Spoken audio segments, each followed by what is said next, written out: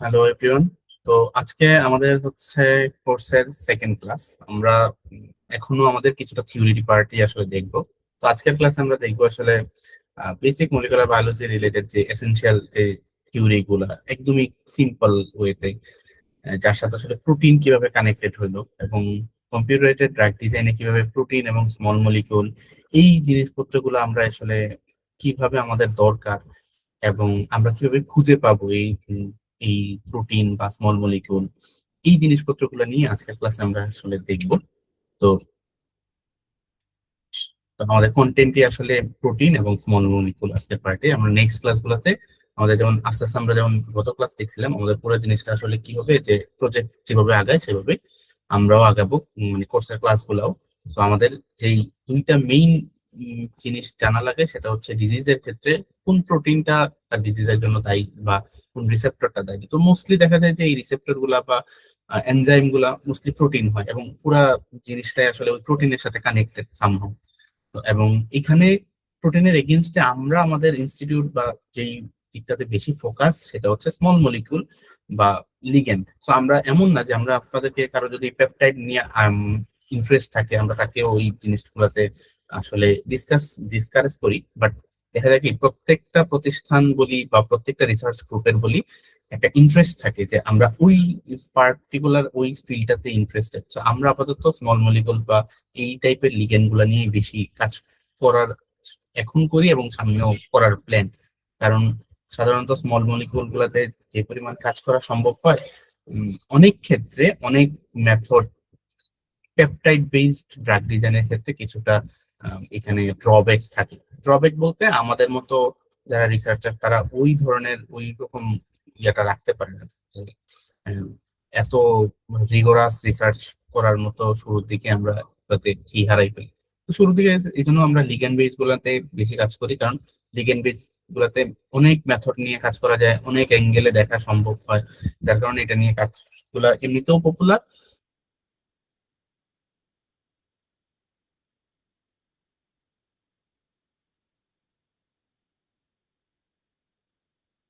Connected.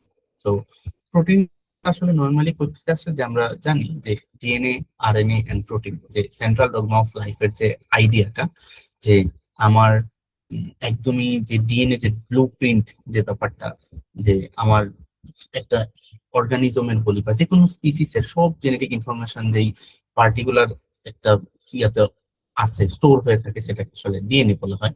And then DNA থেকে আমরা ট্রান্সক্রিপশনের মাধ্যমে এমআরএনএ এন্ড আলটিমেটলি বা different kinds of RNA create হয়। দেন ইল্ড হওয়ার পরে সেটা আসলে ট্রান্সলেশনের মাধ্যমে আসলে প্রোটিন তৈরি হয়। প্রোটিন বলতে এই যে কি যে পলিপেপটাইড গুলো তৈরি হয় সে তারা যতক্ষণ ফাংশনেবল হয় ততক্ষণ তার আগে আমরা প্রোটিন বলি না। ওইখানেও মানে এই এই সিম্পল স্টেপের ভিতরে অনেক অনেকগুলা সাব স্টেপ বলি বা আলটিমেটলি একটা ইনফরমেশন ডিএনএ থেকে একদম প্রোটিন পর্যন্ত এসে যখন তার ফাংশনটা প্লে করে, তার মধ্যে অনেক অনেকগুলা স্টেপ আসলে আছে। তো এইগুলা একদম পিওর মলিকুলার বায়োলজি থিওরিটিক্যাল জিনিসপত্র, এগুলো তা আমরা আর খুব বেশি ফোকাস দিব না। বাট ড্রাগ ডিজাইনের অ্যাসপেক্টটা বুঝতে গেলে যতটুকু দরকার সেই জিনিসটা নিয়ে আমরা আসলে এখানে আলোচনা করতেছি। তো আরেকটা মজার জিনিস হচ্ছে আজকে ওয়ার্ল্ড ডিএনএ ডে। তো প্রত্যেক বছর 25 এপ্রিল হচ্ছে গিয়ে ডিএনএ ডে হিসাবে ইয়ে করা হয়। এবং এখানে যে সেন্ট্রাল ডগমা অফ লাইফের যে ব্যাপারটা বোঝাইছে, এবং রিসেন্টলি এই গত সপ্তাহে বা এই ইয়াতে রিসেন্টলি একটা গ্রুপ হচ্ছে একটা রিসার্চ পেপার বা একটা রিসার্চ ওয়ার্ক পাবলিশ করছে, যেখানে আমরা এখানে দেখি যে ডিএনএ থেকে আরএনএ, আরএনএ থেকে প্রোটিন হয়। তারা রিভার্স ডগমা করার চেষ্টা করছে যে প্রোটিন থেকে কিভাবে আসলে বা অ্যামাইনো অ্যাসিড গুলাকে পাশাপাশি বসায় সেখান থেকে ব্যাক কিভাবে আসা যায় বা এমআরএনএ তৈরি করা যায় এবং ডিএনএ তৈরি করা যায়। আমি কোন একটা পার্টে এই পেপারটা আপনাদেরকে একটু দেখাবো, যদিও এটা আমাদের সাথে ওই রকম রিলেভেন্ট না, বাট কোন একটা আপনার কোন একটা প্রজেক্ট ডিজাইনে আপনাকে হয়তো ওইটা হেল্প করতে পারে। সো জিন এক্সপ্রেশন একটা খুব ইম্পর্টেন্ট ব্যাপার, কারণ যখনই ডিএনএ থেকে আলটিমেটলি প্রোটিন পর্যন্ত আসতেছে, তো আমরা এই জায়গাগুলোতে আমরা আসলে কিভাবে এই আসপেক্টটা দেখতে পারি। যেমন জিন, ডিএনএ সিকোয়েন্স যখন আসলে জিন থেকে, হ্যাঁ, জিনের কাজটা কি আসলে কোন একটা প্রোটিনের জন্য সে আসলে ডিএনএ সিকোয়েন্স কোডিং এই ব্যাপারটা থাকে। তো একটা যখন আলটিমেটলি আমার এই কোন একটা স্ট্রাকচার দিস ইজ ডিএনএ। এবং এটা থেকে আমার যখন কোন একটা প্রোটিন, যেই আমরা যে বলি যে ইনফরমেশনটা আসলে আলটিমেটলি বার্স্ট আউট হবে, বা যে ক্যারেক্টারিস্টিক্সটা আসলে একটা স্পিসিসের ডিএনএ লেভেল থেকে অর্থাৎ সারফেস লেভেলে আসবে, সেই জিনিস আসলে জিন থেকে আলটিমেটলি প্রোটিনে আসতেছে। এবং এটা তখন হয় যখন যখন আসলে একটা ডিএনএ ট্রান্সক্রিপশনের মাধ্যমে এমআরএনএ হচ্ছে, তখন ওই পর্যায়ে কিছুটা অনেকগুলো স্টেপ থাকে যে আসলে কোন পার্টটা সে আসলে এক্সপ্রেশন করবে। তো এইটাও একটা একদম পিওর থিওরিটিক্যাল আলাপ। যেমন যে যে পার্ট গুলো আসলে ক্যারেক্টারিস্টিক শো করতেছে সেগুলোকে আমরা বলতেছি এক্সন, এবং যারা করে না তাদের ইন্ট্রন। তো দেখা যায় এই জায়গায় কিছু স্প্লাইসিং হয়, আলটিমেটলি স্প্লাইসিং হয়, যে একটু দরকার সেটা সেই পার্টটা হচ্ছে এমআরএনএ তৈরি হয়, এবং সেটাকে আলটিমেটলি পোস্ট ট্রান্সলেশনাল রেগুলেশনের মাধ্যমে ডিফারেন্ট কাইন্ডস অফ রেগুলেশন হয়ে একটা প্রোটিন তৈরি হয়। কিন্তু প্রবলেম হচ্ছে যে অনেক টাইপের হচ্ছে এই এই পুরো স্টেপটা আসতে অনেক কিছু মিউটেশন হয়। এই মিউটেশন গুলো কি কি হইতে পারে, যে আমার এই যে প্রোটিনের যে বাইন্ডিং সাইট সেগুলো অল্টার্ড হয়ে যেতে পারে, অথবা ট্রাঙ্কেটেড প্রোটিন হইতে পারে। কোথায় যখন অ্যামাইনো অ্যাসিড থেকে অ্যামাইনো অ্যাসিড গুলো আসলে আমরা বলি যে পলিপেপটাইড গুলো যখন তৈরি হয়, তখন আলটিমেটলি যখন একটা প্রোটিন ক্রিয়েট হওয়ার আগ পর্যন্ত ওই ব্যাপারটাকে অনেকগুলা কি বলে যে আহ, এটাকে বলে রক্ষী বাহিনীর মতো কিছু প্রোডাক্ট কাজ করে। যেমন যারা স্যাপেরন টাইপ জিনিসপত্র আছে, যারা প্রোটিনটাকে ফোল্ড করতে হেল্প করে। কারণ একটা এই পুরো জিনিসটা মনে করেন যে একটা ফ্যাক্টরির মতো, যে একটা প্রোডাক্ট একদমই কাঁচামাল থেকে শুরু করে একদম এই ইউজার এন্ডে আসার আগ পর্যন্ত প্রত্যেকটা স্টেপ অনেক ইম্পর্টেন্ট থাকে। তো মনে করেন যে ডিএনএ থেকে আরএনএ হইলো, ওকে ফাইন, আরএনএ থেকে প্রোটিন হওয়ার প্রোটিন থেকে আরএনএ থেকে যখন পলিপেপটাইড হইতেছে, এবং এই পলিপেপটাইড থেকে প্রোটিন হওয়ার আগ পর্যন্ত যদি স্যাপারেন্ট প্রোটিন গুলা ভালো কাজ না করে, সামহাও যদি ওইটা হচ্ছে গিয়ে মিসফোল্ডেড হয়, বা আমার এই প্রোটিনের যে কোনো একটা অ্যামাইনো অ্যাসিডের জাস্ট অ্যামাইনো অ্যাসিডের পজিশন চেঞ্জ হয়ে গেছে, বা কোন একটা পজিশন কেটেই গেছে, এই বা কোন একটা পয়েন্ট ডিরেক্ট একটা পজিশনেই জাস্ট চেঞ্জ আসছে, অনেক টাইপের কারণে আসলে মিউটেশন গুলা ঘটে। তো ড্রাগ ডিজাইনের ক্ষেত্রে, কম্পিউটার ড্রাগ ডিজাইনের ক্ষেত্রে এই এই ইনফরমেশন বা এই ফিচার গুলা অনেক ক্ষেত্রে কাজে দেয়। যে আমরা যখন আসলে জেনেটিক বিভিন্ন টাইপের জেনেটিক অ্যানালাইসিস গুলা করি, তখন দেখা যায় যে কোন কোন পজিশনের কারণে যে আমার এই মিউটেশনটা হয়েছে। তো এই মিউটেশনটা আমরা সামহাও কি কি বলে যে আমরা এটাকে এটার এগেনস্টে কোনো একটা ড্রাগ বা ইনহিবিটর দিয়ে সেটাকে আসলে অফ করতে পারতেছি কিনা। যেমন নর্মালি যদি আমি বলি যে আমাদের কোন একটা পার্টিকুলার যে কোনো একটা ডিজিজের ক্ষেত্রে আমি যদি চিন্তা করি যে একটা ডিজিজ হয়, ওই ডিজিজের ক্ষেত্রে পুরো প্রোটিনটা যদি থাকে 300 ধরলাম যে 340টা অ্যামাইনো অ্যাসিড আছে, কিন্তু এই ডিজিজের ড্রাগ এখনো আবিষ্কার হয় না কেন?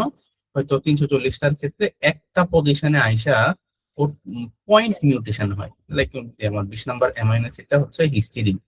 তো এই হিস্টিডিনের কারণে, এই পয়েন্ট মিউটেশনটার কারণে কি হয় যে এটা অলওয়েজ হচ্ছে এই আমি যদি এবং এটা যদি আমার বাইন্ডিং সাইড হয় বা অ্যাক্টিভ সাইড হয়, তখন এই প্রত্যেকবার যখন এটা চেঞ্জ হয়ে যায় আমার আমার ড্রাগটা কাজ করে না। তো এই সব জিনিসপত্র গুলো নিয়ে কিন্তু খুব ভালো পরিমাণ অপরচুনিটি আছে যে কাজ করার মতো আর কি।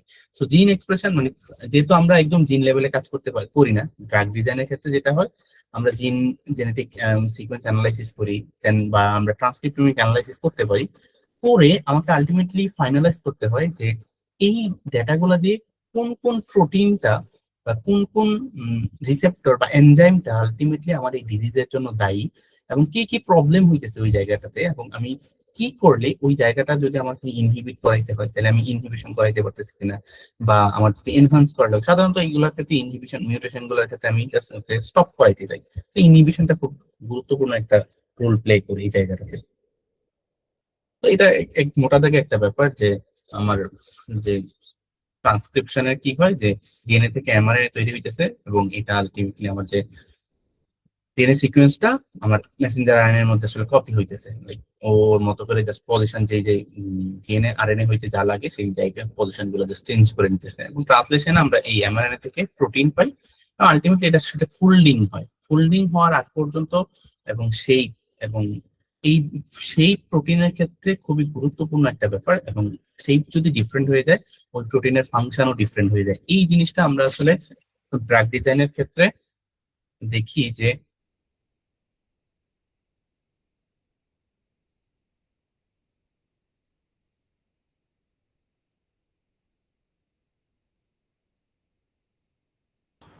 ওকে, কোনো একটা প্রোটিনের ক্ষেত্রে যখন সেটা আসলে একটা ফাংশনাল শেপে আসে, ওই শেপটাই তার ফাংশনটাকে ডিটারমাইন করে। লাইক কোন একটা এনজাইম বলি বা রিসেপ্টর বলি, যখন কোন একটা পার্টিকুলার ভাইরাস বা কোন একটা এমন কোন এক্সট্রা ফরেন বডি আমার রিসেপ্টরে আসে, সে কিন্তু তার মতো করে ওই রিসেপ্টর বা এনজাইমটাকে তার মতো করে আসলে চেঞ্জ করে নেয়, যেন পরের বারও সে আসলে এটাকে ধরে কাজ করতে পারে। তো আমাদেরও টার্গেট থাকে কখন, যে ও আসার আগেই আমি জাস্ট ওই প্রোটিনটার সাথে আমার এই ইয়াটা বাইন্ড করে ফেলি। কিন্তু আমরা কিন্তু আবার এটাও দেখি যে আমি আমি যে আমার পার্টিকুলার প্রোটিন বা রিসেপ্টরের সাথে আমার এই পার্টিকুলার ড্রাগটাকে বাইন্ড করাচ্ছি, তো বাইন্ড করলে ওই আমার প্রোটিনটা যেন তার শেপটা খুব বেশি চেঞ্জ না হয়ে যায়।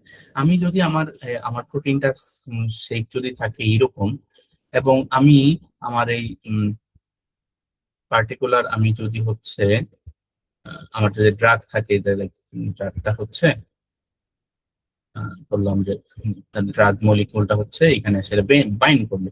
তো যদি বাইন্ড করে এই জায়গাটাতে, দেখা গেলো কি যে আমার এইখানে এসে, সরি, যদি আসলে এই জায়গাটাতে বাইন্ড করে, তাহলে বাইন্ডিং অবস্থা দেখা যাবে কি যে তার এখানে বাইন্ড করলো, ওইখানে জাস্ট বাইন্ড করলো।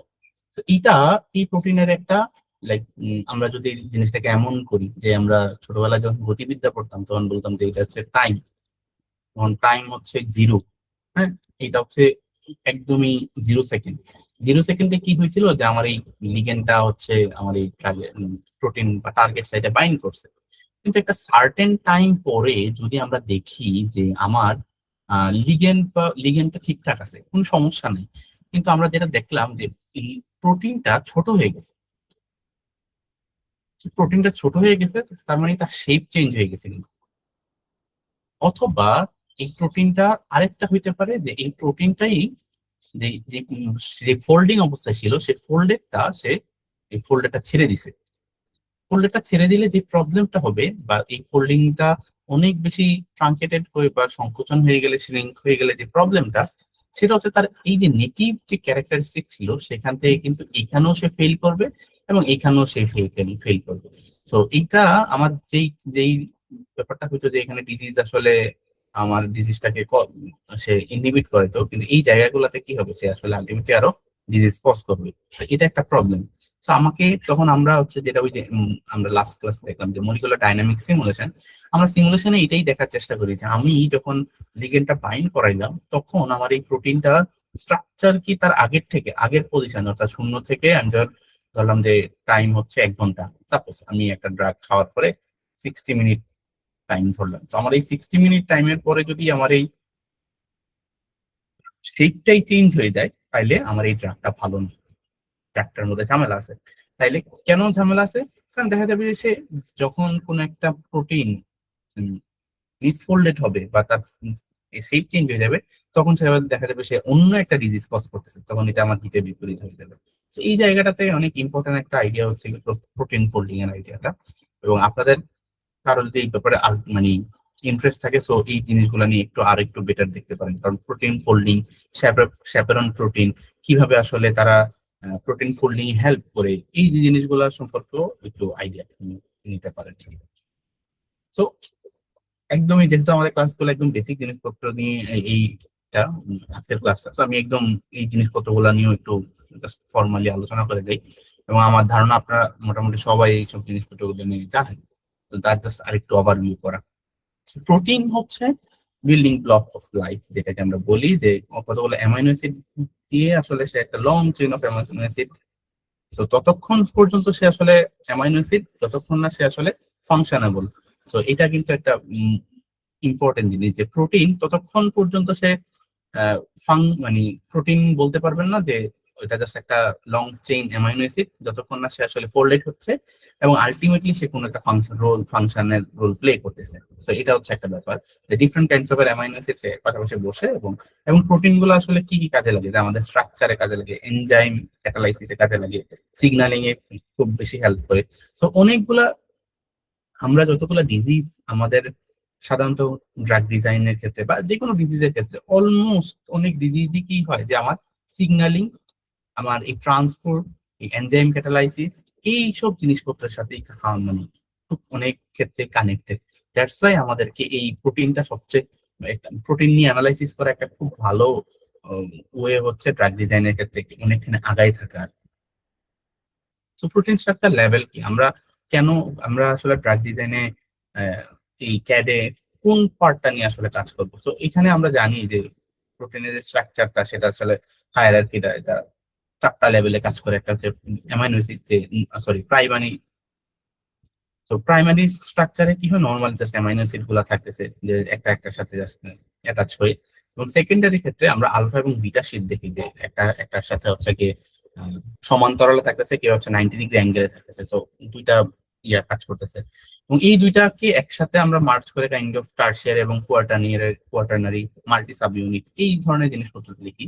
এবং টার্সিয়ারি এবং কোয়াটারনারিতে আমরা মোস্টলি ফোল্ডেড অবস্থায় প্রোটিনটাকে পাই, এবং ড্রাগ ডিজাইনের ক্ষেত্রে আমরা ওই টার্সিয়ারি এবং কোয়াটারনারি যে পজিশন গুলো আছে তাদেরকে আসলে কানেক্ট করার চেষ্টা করি। কারণ প্রাইমারি এবং সেকেন্ডারি স্ট্রাকচার গুলো সাধারণত যখন তারা আলাদা আলাদা থাকে, এবং সাধারণত বলতেছি এই কারণে কারণ আলটিমেটলি খালি চোখে কিন্তু আমরা কখনোই এই প্রাইমারি স্ট্রাকচার বা সেকেন্ডারি স্ট্রাকচারকে আমাদের বডিতে খুঁজে পাইবো না। কারণ যতক্ষণ পর্যন্ত সে যখন ট্রান্সক্রিপশন হচ্ছে, ট্রান্সলেশন হওয়ার ওই মুভমেন্ট গুলা দিয়ে কিন্তু সে মনে করেন যে ফোল্ডেড হয়ে ডিরেক্টলি আমার শরীরে কাজ করতেছে। তো এই মুভমেন্টটা কিন্তু খুবই কম। তো কিন্তু আমরা আলটিমেটলি যেটা দেখতে পাই টার্সিয়ারি এবং কোয়াটারনারি। তো এইগুলাই আলটিমেটলি যেহেতু আমাদের ফাংশন, মানে যে কোনো ফাংশনের সাথে কানেক্টেড, তো আমাদের ড্রাগ ডিজাইনের ক্ষেত্রে এগুলাকে নিয়ে আমরা আসলে টার্সিয়ারি এবং কোয়াটারনারি স্ট্রাকচার নিয়ে আসলে কাজ করি, এবং তাদের ফাংশনটা ডিরেক্টলি তাদের স্ট্রাকচারের সাথে কানেক্টেড। এবং অ্যামাইনো অ্যাসিডটা তাইলে কি? তো অ্যামাইনো অ্যাসিড হচ্ছে কাইন্ড অফ, একটা অ্যামাইনো অ্যাসিডের মধ্যে কি কি থাকে এটা খুব ইম্পর্টেন্ট। যে একটা অ্যামাইনো গ্রুপ থাকে আমার NH2 প্লাস মাইনাস, যেটা NH3 বা NH2 মাইনাস যেটা আমরা নর্মালি জানি। এবং এই যে অ্যামাইনো গ্রুপ থাকে, কার্বক্সিল গ্রুপ, এবং একটা ইউনিক সাইড চেইন। তো একটা ইউনিক সাইড চেইনের উপর ডিপেন্ড করে আমার এটা পজিটিভ, নেগেটিভ বা হচ্ছে অ্যাসিডিক বা বেসিক, এই সব কিছু আসলে আমরা আসলে নির্ধারণ করি। তো নর্মালি আমরা হচ্ছে 20টা অ্যামাইনো অ্যাসিড থাকে, এবং আমাদের ফার্স্ট অ্যাসাইনমেন্টটা এটাও আসলে বেসিক জাস্ট অ্যামাইনো অ্যাসিড নিয়ে রিলেটেড। সো কারণ আমরা যখন প্রোটিন আমরা বলতেছি যে আমাদের প্রোটিনটা হচ্ছে আমরা মানে স্টাডি করবো টার্সিয়ারি এবং কোয়াটারনারি, কিন্তু আলটিমেটলি আমরা কিন্তু একদম রুট লেভেলে প্রত্যেকটা অ্যামাইনো অ্যাসিড নিয়ে স্টাডি করি, বা প্রত্যেকটা না করলেও আমার যে বাইন্ডিং সাইট, বা মনে করেন এখানে হচ্ছে এই স্ট্রাকচারটার ক্ষেত্রে এই যে লাল যেটা, সেটাই আমার মানে এই পার্টটা হচ্ছে আমার অ্যাক্টিভ সাইট। তাহলে আমি কি করবো, অ্যাক্টিভ সাইটে যাই যেই লিনিয়ার অ্যামাইনো অ্যাসিড আছে এই প্রত্যেকটা নিয়ে কিন্তু আমার আলাদাভাবে স্টাডি করা লাগতেছে। এই জায়গাটাতে আমাকে অ্যামাইনো অ্যাসিডের এই সম্পর্কে মোটামুটি একটা ধারণা থাকা খুবই জরুরি আর কি। তো অনেক বেশি অ্যামাইনো অ্যাসিড আসলে পাওয়া গেলেও নর্মালি আমরা 20টা অ্যামাইনো অ্যাসিড নিয়েই আসলে ঘুরে ফিরে আমরা আলোচনা দেখি আর কি। তো নর্মালি আমরা যে অ্যামাইনো অ্যাসিড গুলার আসলে যেটা বললাম যে তাদের সাইড চেনের উপর ভিত্তি করে তাদের এই ক্যারেক্টারিস্টিক্স গুলা বা টাইপ গুলো আসলে চেঞ্জ হয়ে গেছে। যেমন এই যে অ্যাসপার্টেট, গ্লুটামেট, লাইসিন, আর্জিনিন, এরা হচ্ছে আয়নিক ইন্টারেকশন দেখায়, কারণ এরা চার্জ আছে ওদের। ওদের ওদের যে স্ট্রাকচারটা আপনারা খেয়াল করেন যে একটা পুরা ইয়ার মধ্যে এটা হচ্ছে পজিটিভ চার্জ, এবং অ্যাসপার্টেট এবং গ্লুটামেটের ক্ষেত্রে হচ্ছে নেগেটিভ চার্জ। আর্জিনিন, হিস্টিডিন, লাইসিনের ক্ষেত্রে পজিটিভ, এবং বাকি দুইটার ক্ষেত্রে হচ্ছে মানে এটা হচ্ছে পুরো পজিশন, মানে পুরোটা মলিকিউল একসাথে পজিটিভ না নেগেটিভ এটা আমার জানা লাগে। এটা কেন জানা লাগে, আমরা যখন আলটিমেটলি আমরা যখন বলতেছি যে আমি কোন একটা প্রোটিনকে ইনহিবিট করাইতে চাই, আমি প্রোটিন এবং লিগ্যান্ডের কমপ্লেক্স রেডি করলাম। তো আমার লিগ্যান্ডটা যদি মনে করেন যে লিগ্যান্ডটা সাপোজ 0, ওর হচ্ছে কোনো আয়ন নাই, ঠিক আছে, কিন্তু পুরা সিস্টেমটা যখন এই আর্জিনিনের সাথে আমার লিগ্যান্ডটা বাইন্ড করছে, তাহলে পুরা সিস্টেমের কিন্তু চার্জ কি পজিটিভ। হ্যাঁ, তাহলে আমি যখন কোন একটা সিস্টেম লাইক আমরা যেমন তাপগতিবিদ্যায় পড়ছি না যে আমাদের মানে আমি যেখানে কাজ করবো ওই জায়গাটা হচ্ছে আমার সিস্টেম। যখন আমরা সিমুলেশনে যাব বা নর্মাল ডকিং এ যাব, তখন এই আয়ন গুলা কোথাও বেশি বা কোথাও কম থাকলে যে প্রবলেমটা হয়, এই আয়ন গুলা সামহাও আপনার বাইন্ডিং অ্যাফিনিটিতে ভূমিকা পালন করে এবং পুরো স্ট্রাকচারটাকে স্টেবল হইতে দেয় না। তো এই জায়গাটাতে আমার জানা দরকার হয় যে আমার যে প্রোটিন এবং লিগ্যান্ড কমপ্লেক্সটা ক্রিয়েট হইলো তার মধ্যে মানে নেট চার্জ আসলে কত আছে। তো তার জন্য কে কে বাইন্ড করছে, অর্থাৎ কোন কোন অ্যামাইনো অ্যাসিড আসলে আছে সেটা আমার জানা দরকার হয়। কিন্তু এখন মনে করেন আপনার অ্যামাইনো অ্যাসিড আছে 300, আপনার প্রোটিন, আপনি কি 300টার নেট চার্জ বসে বসে খুঁজে বাইর করবেন না। কিন্তু আমরা যখন ওই ইয়েতে কাজ করি, লাইক আমরা যখন কমান্ড লাইনে কাজ করি বা আমরা সফটওয়্যারে কাজ করলেও আমরা এখান থেকে দেখিয়ে দিই, সফটওয়্যারে যখন আমরা লোড দিই তখন সে অটো ক্যালকুলেট করে কতগুলা কয়টা অ্যামাইনো অ্যাসিড আছে বা কি আছে সবগুলাই ক্যালকুলেশন করে আমাদেরকে দিয়ে দেয় যে কয়টা মানে এখানে কয়টা পজিটিভ চার্জ আছে বা কয়টা নেগেটিভ চার্জ আছে। তখন আমাদেরকে কি করা লাগে, তো আমার যদি এখানে পজিটিভ আয়ন থাকে তখন আমাকে নেগেটিভ আয়ন দিয়ে নেগেটিভ আয়ন দিয়ে আমাকে এটাকে মিনিমাইজ করতে হয়, অর্থাৎ পুরো সিচুয়েশনটাকে জাস্ট হচ্ছে মিনিমাইজ একটা কি বলে আয়নিক অবস্থা থেকে আমি জাস্ট নন আয়নিক স্টেটে নিয়ে যাচ্ছি। যেমন অনেক সময় আমরা কি করি, পিএইচ যদি কম বেশ হয়, লাইক এসিড এবং বেসিক যদি ইয়া হয়, অনেকটা এরকম যে এখানে পিএইচটাও কিন্তু ম্যাটার করে। কারণ আমার এসিডিক যদি বেশি থাকে তাহলে এসিডিক ইয়ে হয়ে যাবে, আবার নেগেটিভ বেসিক যদি থাকে তাহলে বেসিকের ইয়াটা পিএইচটা অনেক বেশি বাড়তে থাকবে। তখন আমাকে এটা এটা লেভেল করতে হবে। তো আমি কি লেভেল করব কি দিয়ে, ওই অ্যাসিড থাকলে যখন বেস দিয়ে লেভেল করা লাগে, এখানেও সেম পজিটিভ থাকলে নেগেটিভ কোনো একটা আয়ন দিয়ে লেভেল করা লাগে। সেটা আমরা যখন আপনারা সিমুলেশনের ক্লাস দেখবেন তখন ওই জিনিসটা সম্পর্কে আইডিয়া হয়ে যাবে, সমস্যা নেই। আবার যেমন পোলার পোলার এবং নন পোলার আইডিয়াটা খুব ইম্পর্টেন্ট, কারণ আমরা অ্যাডমিটেড ক্লাসে দেখবো যে কোনো একটা মলিকিউল বা কোনো একটা লিগ্যান্ড যদি অনেক বেশি পোলার হয় তখন ওই মলিকিউলটা খুব দ্রুত অ্যাবজর্বেশন হয়ে আবার যে এটা মেটাবোলাইজড হয়ে এটা আমাদের শরীর থেকে এক্সক্রিট হয়ে যাবে। আবার যদি কোনো একটা স্ট্রাকচার বা লিগ্যান্ড অনেক কম পোলার হয়, যে তার পোলারিটি নাই, তখন ওই পোলারের মানে এই কম পোলারের কারণে সে আসলে অ্যাবজর্পশনে একটা প্রবলেম। আবার দেখা যায় যে সে আসলে শরীর থেকে মেটাবোলাইজড হচ্ছে না, ওই শরীরে অ্যাকুমুলেট হয়ে যাবে, তখন এটা আবার টক্সিসিটি ক্রিয়েট করতে পারে। আলটিমেটলি আমার যে মেইন টার্গেট ছিল আমাকে ড্রাগটা তার থেরাপিউটিক ইফেক্ট দেখাবে, ওই জিনিসটা কিন্তু সে আবার দেখাইতে পারবে না। এন্ড দেন হাইড্রোফোবিক এই সব কিছুই একই ব্যাপার যে একটা আরেকটার সাথে কানেক্টেড। আমরা যখন ড্রাগ লাইকনেস প্রপার্টি দেখবো তখন আমাকে দেখা লাগে যে আমার এটা তো আসলে মেইন প্রোটিনের ক্ষেত্রে, আবার সেম জিনিস এই এখন একটা স্ট্রাকচার পোলারিটি থাকলে আমার পুরা মনে করেন যে পুরোটা প্রোটিনের স্ট্রাকচার যদি এরকম পোলারের খুব বেশি পোলার থাকে বা চার্জিত থাকে, তখন আমার এই পুরো জিনিসটা আমি যখন লিগেন্ডের এগেইনস্টে তাকে কাজ করাইতে দেবো বা বাইন্ড করাইতে দিব, তখন ওগুলো আমার বাইন্ডিং এফিনিটিতে বা ড্রাগ ইন্টারাকশনে অনেক বেশি আসলে কাইন্ড একটা ফিচার বা ফ্যাক্টর তারা এই জায়গাটাতে অনেক বেশি চেঞ্জ করতে পারে। তো আমাকে যেটা করতে হয়, একটা মিনিমালাইজড এবং একটা স্টেবল স্ট্রাকচার দরকার হয়। তখন আমি কিভাবে বুঝবো যে স্ট্রাকচারটা স্টেবল আছে, তখন আমাকে মানে একটু স্টাডি করতে হবে যে আমার যে অ্যামাইনো অ্যাসিড গুলো আছে সেই অ্যামাইনো অ্যাসিড গুলো আসলে বা 300 অ্যামাইনো অ্যাসিডের মধ্যে মনে করেন যে 10টা অ্যামাইনো অ্যাসিড হয়তো আপনার অ্যাক্টিভ সাইট বা বাইন্ডিং সাইট, আপনার এই সাইটটাতেই আসলে আপনার লিগ্যান্ডটা বাইন্ড করবে। তো আপনার কিন্তু ওই পার্টিকুলার অ্যাটলিস্ট 10টা সম্পর্কে ওই প্রপার স্টাডি থাকা দরকার যে ওরা কি হাইড্রোফোবিক, ওরা কি অ্যারোমেটিক নাকি কি, এটা আমার জানা দরকার হয়। কারণ মনে করেন অ্যারোমেটিক যদি হয়, কোন একটা স্ট্রাকচার যদি অ্যারোমেটিক হয় এবং আপনি বাইন্ডিং এ দেখলেন যে তাদের মধ্যে পাই ইন্টারেকশন হয় বা আপনি নর্মালি হয়, হ্যাঁ, যে নর্মালি জাস্ট এই যে ফিনাইলঅ্যালানিন এবং টাইরোসিন যদি কোনো একটা স্ট্রাকচারে থাকে, কোনো একটা স্ট্রাকচারে যদি থাকে এরকম তাদের মধ্যে হচ্ছে আপনার পাই ইন্টারেকশন হয়, বা এটাকে আমরা বলি পাই স্ট্যাপল। হ্যাঁ, পাই ইন্টারেকশন হচ্ছে এটাকে একটা বেসিক রুল হচ্ছে, এটা যদি মনে করেন যে একটা জাস্ট 5 অ্যাংস্ট্রম এর ভিতরে থাকে তাইলে এটার মধ্যে একটা ইন্টারেকশন হয়, এটা আমরা নর্মালি দেখতে পারি। কিন্তু দেখেন আপনি আপনি যদি এমন হয় যে আপনার লিগেন্ড দেওয়ার পরে এটা এমন হইলো যে এরা অনেক দূরে চলে গেছে বা এরা এটা একসাথে ছিল কিন্তু এটা হয়েছে এটা নিচের দিকে চলে আসছে, এটা হচ্ছে একটা পজিশনটা তখন একটা নিচের দিকে চলে আসছে এবং একটা উপরের দিকে আছে সামহাও হইলেও, যে আপনি যখন লিগেন্ড দিলেন তখন এটা এরকম হয়ে গেছে। তো মনে করেন আপনার লিগেন্ডটা বাইন্ড করছে এখানে, তো এইখানে কিন্তু তখন আর পাই ইন্টারেকশন হইলো না। এই আইডিয়া গুলো আপনার জানা দরকার যে কে কার সাথে পাই ইন্টারেকশন করে, কেন করে, বা যদি মনে করেন আমার ফিনাইলঅ্যালানিন এবং টাইরোসিন আছে একটা গ্যাপ দিয়ে, এখানে একটা ফিনাইলঅ্যালানিন, এখানে একটা মিথিওনিন, এখানে একটা টাইরোসিন আছে। তো টাইরোসিন যদি বা ট্রিপ্টোফ্যান যেটাই থাকুক না কেন, তারা যদি আমার এই পাইপে ইন্টারাকশন না করে, তাহলে আপনার লিগ্যান্ডের মধ্যে ঝামেলা আছে, বা আপনার ওই পুরো স্ট্রাকচারটা ঠিকঠাক হয় না, আপনাকে এটা নিয়ে আরেকটু স্টাডি করতে হবে। তো মানে এখানে একটা ফল্ট অবশ্যই আছে। এই জন্য আমাদের মানে অ্যামাইনো অ্যাসিড সম্পর্কে একটা মানে প্রপার ধারণা থাকা জরুরি।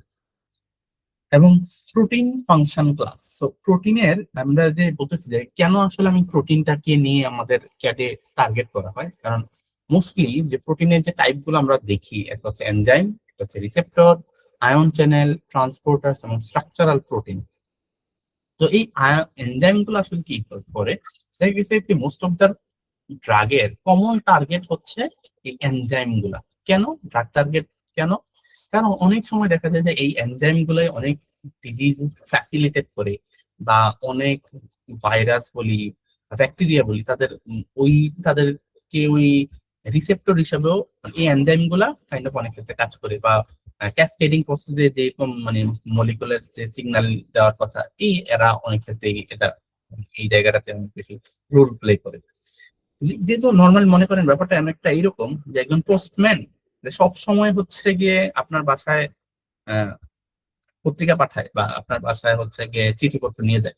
এখন সেই পোস্টম্যানকে যদি আমি মনে করেন যে কোনো একটা লাইক কি আপনার বাসায় কোনো একটা জিনিস পাঠাইতে বলি খারাপ, বা একটা মানুষ হচ্ছে কোনো একটা বাজে জিনিস পাঠাই, তাহলে সবচেয়ে আগে কিন্তু তাইলে যখন পোস্টম্যান পোস্টম্যান কিন্তু প্রতিদিনই যাচ্ছে, প্রতিদিনই আপনার বাসায় মানে সাপোজ পোস্টম্যানের আইডিয়া না হইলেও যে পত্রিকা যে দেয়, সে হয়তো প্রত্যেক দিনই একই টাইমে আপনার বাসায় হচ্ছে পত্রিকা পাঠাই দিতেছেন, এবং তার বাসায় আপনি পত্রিকা না দিয়ে অন্য কিছু দিলেন তার হাতে, সে কিন্তু ওই একই টাইমে একই সময় আপনার বাসায় দিয়ে আসতেছে। দ্যাটস ওয়াই আমি যদি কোনো কিছু আসলে সিকিউরিটি পারপাসে তাকেই কিন্তু আমাকে ফার্স্টলি টার্গেট করতেছি। এনজাইমটা অনেকটা এরকম, সে আপনার অনেক কাজে হেল্প করতেছে। তো ওই একই কাজে যদি একই রুটে যদি কোনো একটা ডিজিজ কজ করতে হয়, তো ওই ভাইরাস বা ব্যাকটেরিয়া তারা এক ওই এটাকে এইভাবে হেল্প মানে জাস্ট হচ্ছে ওকে এইভাবে কন্ট্রোল করে। দ্যাটস ওয়াই অনেক টার্গেটের এই এনজাইম হচ্ছে মোস্টলি কমন টার্গেট হচ্ছে। আরেকটা হচ্ছে রিসেপ্টর, এটা আমরা নর্মালি বুঝতেছি যে কোনো একটা ডিজিজের ক্ষেত্রে যদি কোনো একটা রিসেপ্টর কাজ করে, তখন ওগুলো আসলে প্রোটিন টাইপ, ওরাও এক টাইপের প্রোটিনই। তো ওরাও হচ্ছে গিয়ে এখানে এই জায়গাটাতে কাজ করে, কারণ দেখা যায় যে মেমব্রেন প্রোটিন থাকে, জিপিসিআর থাকে, নিউক্লিয়ার রিসেপ্টর থাকে, তারা এই যে মোস্টলি আসলে প্রোটিনই থাকে। অথবা বিভিন্ন আয়ন চ্যানেল থাকে। আয়ন চ্যানেল গুলা মেইনলি ওদের ভিতর দিয়ে আয়ন পাস হইলো, কিন্তু পুরো স্ট্রাকচারটা আসলে আলটিমেটলি দেখা যায় প্রোটিন বা লিপিড এই রিলেটেড ইয়া থাকে। নিউরোলজিক্যাল বা কার্ডিয়াক রিলেটেড ড্রাগ এই ধরনের ক্ষেত্রে আয়ন চ্যানেলটা খুব ইম্পর্টেন্ট। এবং ট্রান্সপোর্টার গুলা অনেক সময় কি করে যে আপনি ড্রাগ নিলেন, তো আপনার ওই মেডিসিন নেওয়ার পরে ওই ড্রাগটা আসলে আপটেক হবে কিনা, বা ওই ড্রাগটা সে আসলে বডিতে নিবে কি নিবে না, ওই জিনিসগুলো আসলে অনেক ক্ষেত্রে ট্রান্সপোর্টার ডিসিশন নেয়। তো ড্রাগ ডিজাইনের ক্ষেত্রে এইটা নিয়েও স্টাডি করা খুব ইম্পর্টেন্ট। যদিও এইগুলা একদমই মনে করেন যে আরো অনেক অ্যাডভান্স লেভেলে, যে আমি আসলে কারণ এগুলাকে আমরা যখন এটাকে বলে বায়োফিজিক্স এর মানে যারা আসলে ওই পার্টের কাজ করে, তাদের জন্য এগুলা খুব ইম্পর্টেন্ট। যে আপনি এটাকে বলে হচ্ছে মেমব্রেন বায়োলজি বা বায়োফিজিক্স এর ক্ষেত্রে মানে বায়োলজিক্যাল ফিজিক্স, আপনার ওই স্ট্রাকচার গুলা ওইভাবে বিল্ড করে নিতে হয়। লাইক আমাদের শরীরে যেমন লিপিড স্ট্রাকচার আছে বা প্লাজমা মেমব্রেনের স্ট্রাকচার আছে, ওগুলা আপনি আর্টিফিশিয়ালি রেডি করবেন, করে আপনি ড্রাগ দিবেন, দেওয়ার পরে দেখা যায় যে তারা আসলে আপটেক করবে নাকি রেজিস্ট্যান্স করবে। তো এটা আর একটা খুবই খুবই অ্যাডভান্স লেভেলের কাজ। এবং স্ট্রাকচারাল প্রোটিন দেখা যায় কি কোনো একটা স্ট্রাকচার মানে ভাইরাসের ক্ষেত্রে কিছু নন স্ট্রাকচারাল প্রোটিন থাকে, আবার নন স্ট্রাকচারাল প্রোটিন থাকে। তো আমি যদি ওই নন স্ট্রাকচারাল প্রোটিন গুলাকে টার্গেট করি, আমাকে কিন্তু দেখা যায় কি এটা একটা ভালো টার্গেট। তবে এটা একটা কমন দেখা যায় অনেক সময় খুব কমন টার্গেট, কারণ আমরা নন স্ট্রাকচারাল প্রোটিন গুলাকে টার্গেট করলে দেখা যায় যে ড্রাগ ডিজাইনের ক্ষেত্রে নন স্ট্রাকচারাল প্রোটিন গুলাকে নিয়ে বেশি কাজ হয় আসলে। তো এইখানে একই এক কথাবার্তা, এখানে যেমন একটা ব্যাপার বলতে যে কোনো ধরনের রিসেপ্টর গুলা কি করে যে আমার সিগন্যালিং মলিকুল গুলোকে একদম ডিএনএ লেভেল পর্যন্ত পাস করে। তো আমি কিন্তু প্রত্যেকটা স্টেপে স্টেপে আসলে ইয়া করতে পারতেছি যে আমার যদি এখানে একটা রিসেপ্টর থাকে, যেটা আসলে কোনো একটা ভাইরাসের জন্য সে রিসেপ্টর, সে বসার আগেই যদি আমি একটা কোনো একটা পার্টিকুলার লিগেন্ড বা অন্য কিছু দিয়ে তাকে ব্লক করে দিই, তাহলে কিন্তু এই রিসেপ্টরটা ব্লক এবং পরবর্তীতে আর কোনো সিগন্যাল সে আসলে পাস করতেছে না।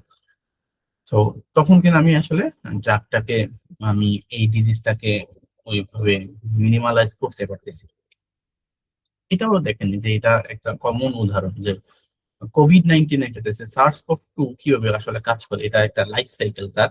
তো সার্স-CoV-2 আসলে কার সাথে বাইন্ড করে, সে হচ্ছে angiotensin converting to enzyme 2 H2। So H2 হচ্ছে আমাদের শরীরে আহ এবং সার্স-CoV-2 যেই তাদের থেকে আসলে ইভলভ হয়েছে।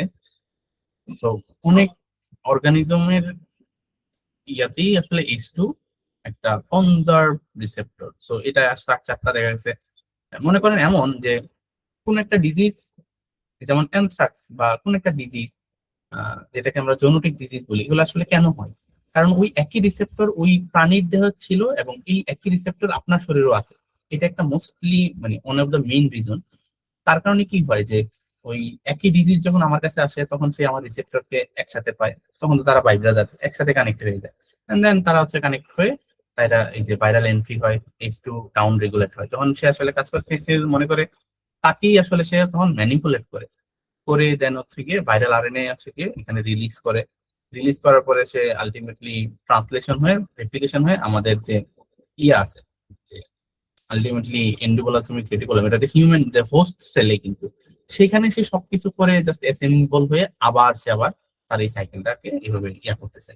তো আমি যদি কোনো মতে এইটাকে ব্লক করাইতে পারি, তাহলে কিন্তু আমাকে এই ডিজিজটা, আমার সার্স-CoV-2 কিন্তু আবার হচ্ছে আমি কিন্তু ব্লক মানে ডিজিজটাকে কিউর করতে পারি। কিন্তু এই জিনিসটা যতটা সহজ ভাবতেছি এত সহজ না। কারণ H2 কিন্তু শুধুমাত্র সার্স-CoV-2 এর জন্য বসে নাই, সে কিন্তু আপনার শরীরে অনেক অনেক কিছু জিনিসপত্র নিয়ে এসে আসলে আমাদের যেমন ব্লাড প্রেশার কন্ট্রোল থেকে শুরু করে ডিফারেন্ট কাইন্ডস অফ এর ইয়াতে সে আসলে রোল প্লে করে। এখন কোনো মানুষের যদি হঠাৎ করে আমি H2 রিসেপ্টরটাকে অফ করে দিই, তো অনেকগুলো মেটাবলিজম দেখা যায় যে এখানে ইমব্যালেন্স দেখা দেবে। তো এই এই জায়গাটাতে ব্যালেন্স করা একটা ব্যাপার। কারণ আমরা যদি আসলে এখন আমরা তো জাস্ট ড্রাগ ডিসকভারিতে কাজ করতেছি, একদম যে ডোজ রেসপন্সে আমরা ওইভাবে কাজ করি না। কিন্তু জিনিসটা ওইভাবে মাথায় রাখা প্রয়োজন। আপনি যখন এগুলা নিয়ে পেপার রাইটিং লিখবেন প্রজেক্ট শেষে, বা এই রিলেটেড কাজগুলো পেপার রাইটিং করবেন, তখন কিন্তু আপনাকে এটা উল্লেখ করতে হবে যে না, আমি এইভাবে কাজ করছি, এটা কিন্তু এমন না যে এটাকে ডিরেক্টলি ব্লক করাই দিবে বা একদমই জাস্ট স্টপ আর কোনোদিনই ওপেন হবে না। ব্যাপারগুলো এইরকম না। তো আপনাকে এই মানে ড্রাগ ইনহিবিট, আরে সরি, ভাইরাস ইনহিবিশনের পার্টটা যেমন দেখা লাগতেছে, কোন একটা পার্টিকুলার রিসেপ্টর তার নিজের কোনো রোল আছে কিনা, সেটাও এই দুইটা দুইটা পার্সপেক্টিভে আসলে কিন্তু জিনিসটাকে দেখা লাগতেছে। তো এটা নর্মালি একটা ব্যাপার যে আমাদের যে ড্রাগ তার বাইন্ডিং সাইট গুলাতে কিভাবে আসলে বাইন্ড করে, এটা জাস্ট একটা স্কিমেটিক্যাল ইয়ে, যে নর্মাল যদি একটা বাউন্ড থাকে সেই এই জায়গাগুলোতে, যে এগুলো হচ্ছে আমরা ইন্টারমলিকুলার বন্ড দেখি। এই জিনিসগুলো আপনারা থেকে আমাদের থার্ড মডিউলে দেখবেন যে অ্যাডমিটের সময় যখন আসলে কি কি মলিকুল, লিপিনস্কি রোল, যখন আমার হাইড্রোজেন বন্ড কয়টা লাগবে, ডোনার কয়টা লাগবে, অ্যাকসেপ্টর কয়টা লাগে, কি কি ধরনের বন্ড হয়, আমরা আগামী ক্লাসে এবং তার পরের ক্লাসে হচ্ছে কি ইয়া দেখবো, মলিকুলার ডকিং। অর্থাৎ এই এটা এটা তো আমার প্রোটিন, হ্যাঁ, বা তার একটিভ সাইট। তো এই প্রোটিনটার সাথে একটা লিগ্যান্ড কিভাবে বাইন্ড করলো, কার সাথে বাইন্ড করলো, এটা তো একটা স্কিমেটিক্যাল। তখন আমরা দেখতে পাবো লাইক এইটা আর মনে করেন যে এরকম হইলো যে 20 নাম্বার মিথিওনিনের সাথে এই ড্রাগের 1 নাম্বারের কোন একটা পজিশন বাইন্ড করছে, বা হয়তো এখানে একটা অক্সিজেন ছিল, এই অক্সিজেন মিথিওনিনের সাথে বাইন্ড করছে, বা এখানে একটা হাইড্রোজেন ছিল মিথিওনিনের সাথে বাইন্ড করছে। সেটা একটা গুরুত্ব, মানে এই বাইন্ডিংটা আমার ইম্পর্টেন্ট। বা এখানে একটা হাইড্রোজেন বন্ড তৈরি করছে, হাইড্রোজেন বন্ড থাকলে কোন একটা স্ট্রাকচারের জন্য বেটার বন্ড, এগুলা। তো এইভাবে তারা আসলে কি ধরনের বন্ধন তৈরি করে, এই বন্ধন গুলা সম্পর্কে আমাকে জানাটা আমার জন্য খুব ইম্পর্টেন্ট। এখন আসি যে আমরা যে প্রোটিন স্ট্রাকচার, প্রোটিনের কথা বলতেছি, আমরা আসলে আমাদের কাজের জন্য প্রোটিন কোথায় খুঁজে পাবো? তো সাধারণত প্রোটিন স্ট্রাকচার গুলো আমরা বা প্রোটিন গুলো আমরা যেহেতু কম্পিউটেশনাল বলতেছি, কম্পিউটারের ড্রাগ ডিজাইনের ক্ষেত্রে আমরা প্রোটিন খুঁজে পাবো পিডিবিতে, প্রোটিন ডেটা ব্যাংকে। আপনারা যদি আমার সাথে উম, আপনারা যদি আমার সাথে হচ্ছে একটু ইয়া করেন, যে সাথে সাথে একটু প্র্যাকটিস করেন, তাইলেও হচ্ছে জিনিসগুলা সেই দিকে যাইতে পারবে। আপনারা সার্চ দিবেন কি দিয়ে, যে আমরা প্রোটিন ডাটা ব্যাংক লিখে সার্চ দিব। যদি আপনার সার্চ বারে এসে প্রোটিন ডাটা ব্যাংক লিখে সার্চ দেন, প্রোটিন ডাটা ব্যাংকের মধ্যে দুইটা ইয়া আছে। একটা হচ্ছে আরসিএসবি প্রোটিন ডাটা ব্যাংক একটা, আরেকটা হচ্ছে world wide protein data bank. তো মেইনলি এটা হচ্ছে লাইক 1971 সালে এটা হচ্ছে এই আর্কাইভটা ইয়া হয়েছে, প্রতিষ্ঠা হয়েছে সিন্স 1971। তো 1971 সালে আমরা যুদ্ধতে ব্যস্ত ছিলাম, কিন্তু ওয়ার্ল্ড আসলে সবাই যুদ্ধ করে নাই, কেউ কেউ আসলে এই প্রোটিন ডাটা ব্যাংক নিয়েও কাজ করছে। তো এদের কাজ, এরা হচ্ছে কাইন্ড অফ মোস্টলি এখানে সব আর্কাইভ, এটা কাইন্ড অফ আর্কাইভ। পরবর্তীতে কি হয়েছে যে এর সাথে অনেকেই যুক্ত হয়েছে, দেখেন যে এই যে electron microscopy data bank, biological magnetic resonance data bank, protein data bank in Europe, research collaboratory for structural bioinformatics, এই জন্য আমরা বলি এটা RCSB protein data bank. Protein data bank Japan, so অনেক দেশের ডাটা ব্যাংক একসাথে এখানে আসলে যুক্ত হয়েছে। তো এখানেও আপনি সব ধরনের প্রোটিন স্ট্রাকচার পেয়ে যাবেন। এবং নর্মালি আমরা যেটাতে করি যে আরসিএসবি প্রোটিন ডাটা ব্যাংকে আমরা অলমোস্ট আমাদের কাজের জন্য অনেক কিছুই খুঁজে পেয়ে যাই। তবে এমন না যে এটাই একরকম, এখান থেকে এরা এক জায়গা থেকে আসলে জিনিসটাকে সোর্স করে। তো প্রোটিন ডাটা ব্যাংকে আমি আপনাদের কাছে এটা নিয়ে আসলে সার্ভারটা নিয়ে আসলে একটু কথাবার্তা বলবো। আপনি দেখেন এখানেও কিন্তু ওরাও কিন্তু অনেক জায়গা থেকে সোর্সিং করে, কারণ যার যার মতো করে সে জাস্ট এটা জাস্ট কোলাবোরেটিভ কাজ হইতেছে আর কি। এই প্রোটিন ডাটা ব্যাংকে প্রায় 2,52,884টা স্ট্রাকচার এখানে আছে। সো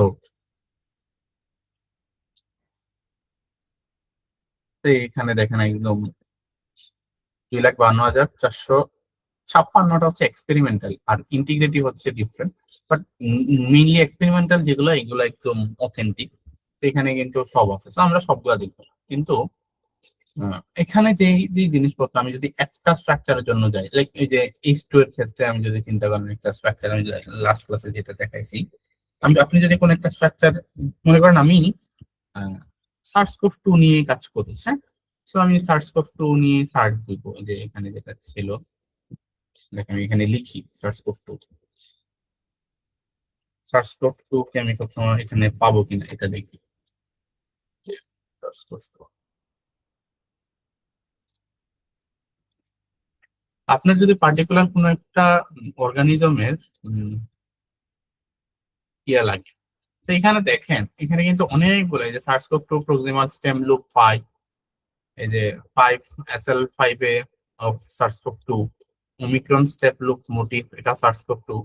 তো আপনি নর্মালি এইভাবে সার্চ দিলেও আপনি কিন্তু এইভাবে খুঁজে পাইছেন। আমি যদি লিখি যে ইনসুলিন, ইনসুলিন নিয়ে সার্চ দিলাম, তো দেখেন 25টা ইনসুলিনের স্ট্রাকচার, প্রোটিন স্ট্রাকচার কিন্তু এখানে আছে। তো এইভাবে করে আপনি যে কোনো ইয়ারেই সার্চ দিলে জিনিসটা খুঁজে পাচ্ছেন। এটা হচ্ছে স্ট্রাকচার, একদম পিওর স্ট্রাকচার, যেগুলো এক্সপেরিমেন্টালি ইয়া করা হয়েছে। তো এখন আমরা এই স্ট্রাকচার গুলা থেকে কিভাবে আমার যেটা যেটা টার্গেট সেটা আসলে কিভাবে নিব, এটা একটা গুরুত্বপূর্ণ কোয়েশ্চেন, যে আমি আমার জন্য যেটা দরকার সেই প্রোটিনটা কিভাবে নিব। এটার জন্য আমরা আরেকটা জায়গাও হেল্প করতে পারি। তো সাধারণত যেটা করি আমরা ড্রাগ ডিজাইনের ক্ষেত্রে সবচেয়ে মানে ইজিয়েস্ট ওয়ে হচ্ছে, আমি যে টার্গেটটা নিয়ে কাজ করছি, আমি যে ডিজিজটা নিয়ে কাজ করতেছি, এক্সিস্টিং যত গ্রুপ আছে তারা কোনগুলা নিয়ে কাজ করতেছে সেটা নিয়ে আপনি দেখতে পারেন, যে তারা আসলে কোন কোন প্রোটিন নিয়ে কাজ করতেছে।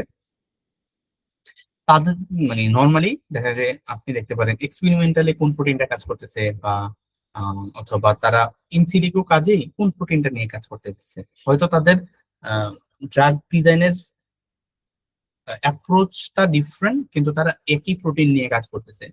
তো আপনি তখন তাদের ওই প্রোটিনটা নিয়ে কাজ করতে পারেন ইজি। অথবা আপনি যদি মনে করেন যে না, আমি আমি নিজের মতো করে খুঁজে বের করব, তখন আপনাকে কিন্তু একদম ব্রড এটা নিয়ে এভাবে খুঁজে খুঁজে বের করতে হবে। So, এটা একটা কোয়াইট মানে হ্যাসেলের কাজ। যেমন আপনি যদি শুধু ইনসুলিন নিয়ে কাজ করতে চান সাপোজ, বা আপনার কিন্তু এখানে প্রচুর অ্যামাইনো অ্যাসিডের সিকোয়েন্স আছে।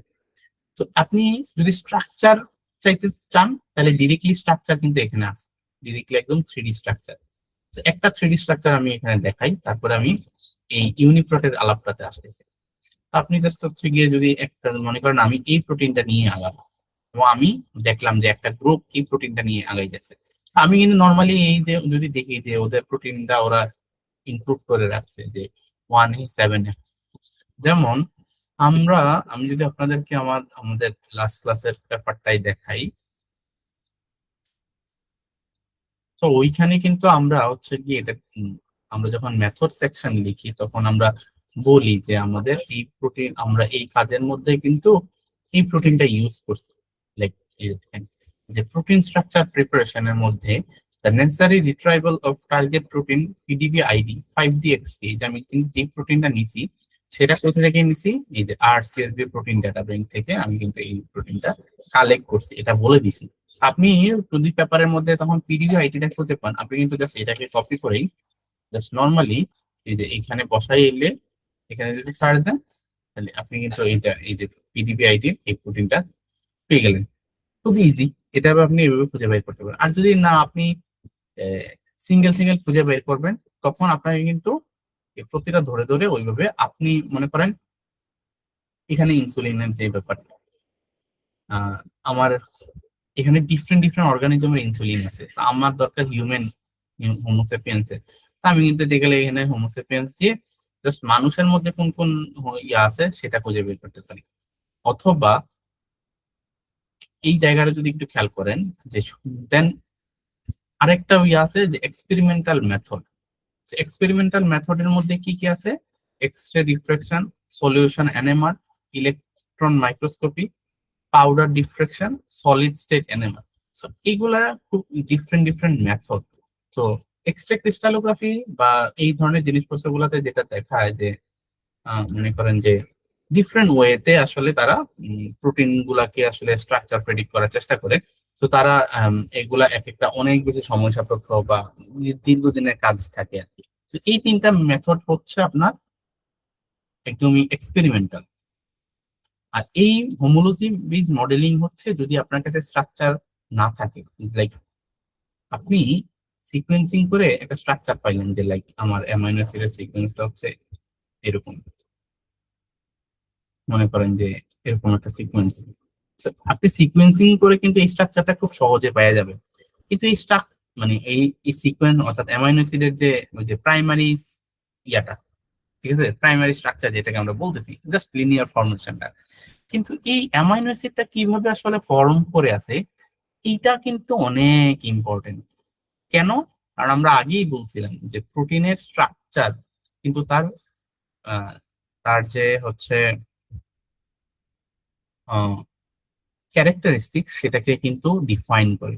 এই প্রোটিনটা যদি এইভাবে না হয়ে এইভাবে হইতো তাহলে কিন্তু ডিফারেন্ট ক্যারেক্টারিস্টিক্স প্লে করতেছে।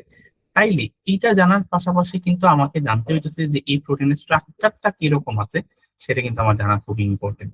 তো এই জায়গাটাতে আমাকে কি হেল্প করতেছে, একটা হচ্ছে আমার পিডিবি। পিডিবিতে আমি চাইলে এই এক্সপেরিমেন্টাল মেথডে আইসা আমি কোন মেথডে চাই, যে সব সব মানে এক্সরে মেথড, এক্সরে ডিফ্রাকশন খুবই পুরাতন মেথড কিন্তু বেশ জনপ্রিয় মেথড, বাট পরবর্তীতে যেমন ইলেকট্রন মাইক্রোস্কোপি বা crystal solid state NMR NMR method গুলাও খুব আহ, কি বললে যে একুরেসির দিকে অনেক বেশি হাই, বাট দেখা গেছে এনএমআর করাটা খুব এক্সপেন্সিভ। দেখা যায় খুব বেশি আপনি এনএমআর এর পাবেন না যত না এক্সরে ডিফ্রাকশনের স্ট্রাকচার আসলে পাওয়া যায়। তো এই জায়গাটাতে আমি যদি চাই যে আমি একদম খুব ভালো স্ট্রাকচার খুঁজে চাই, তাহলে আমি হচ্ছে ইলেকট্রন মাইক্রোস্কোপি নিতে পারি।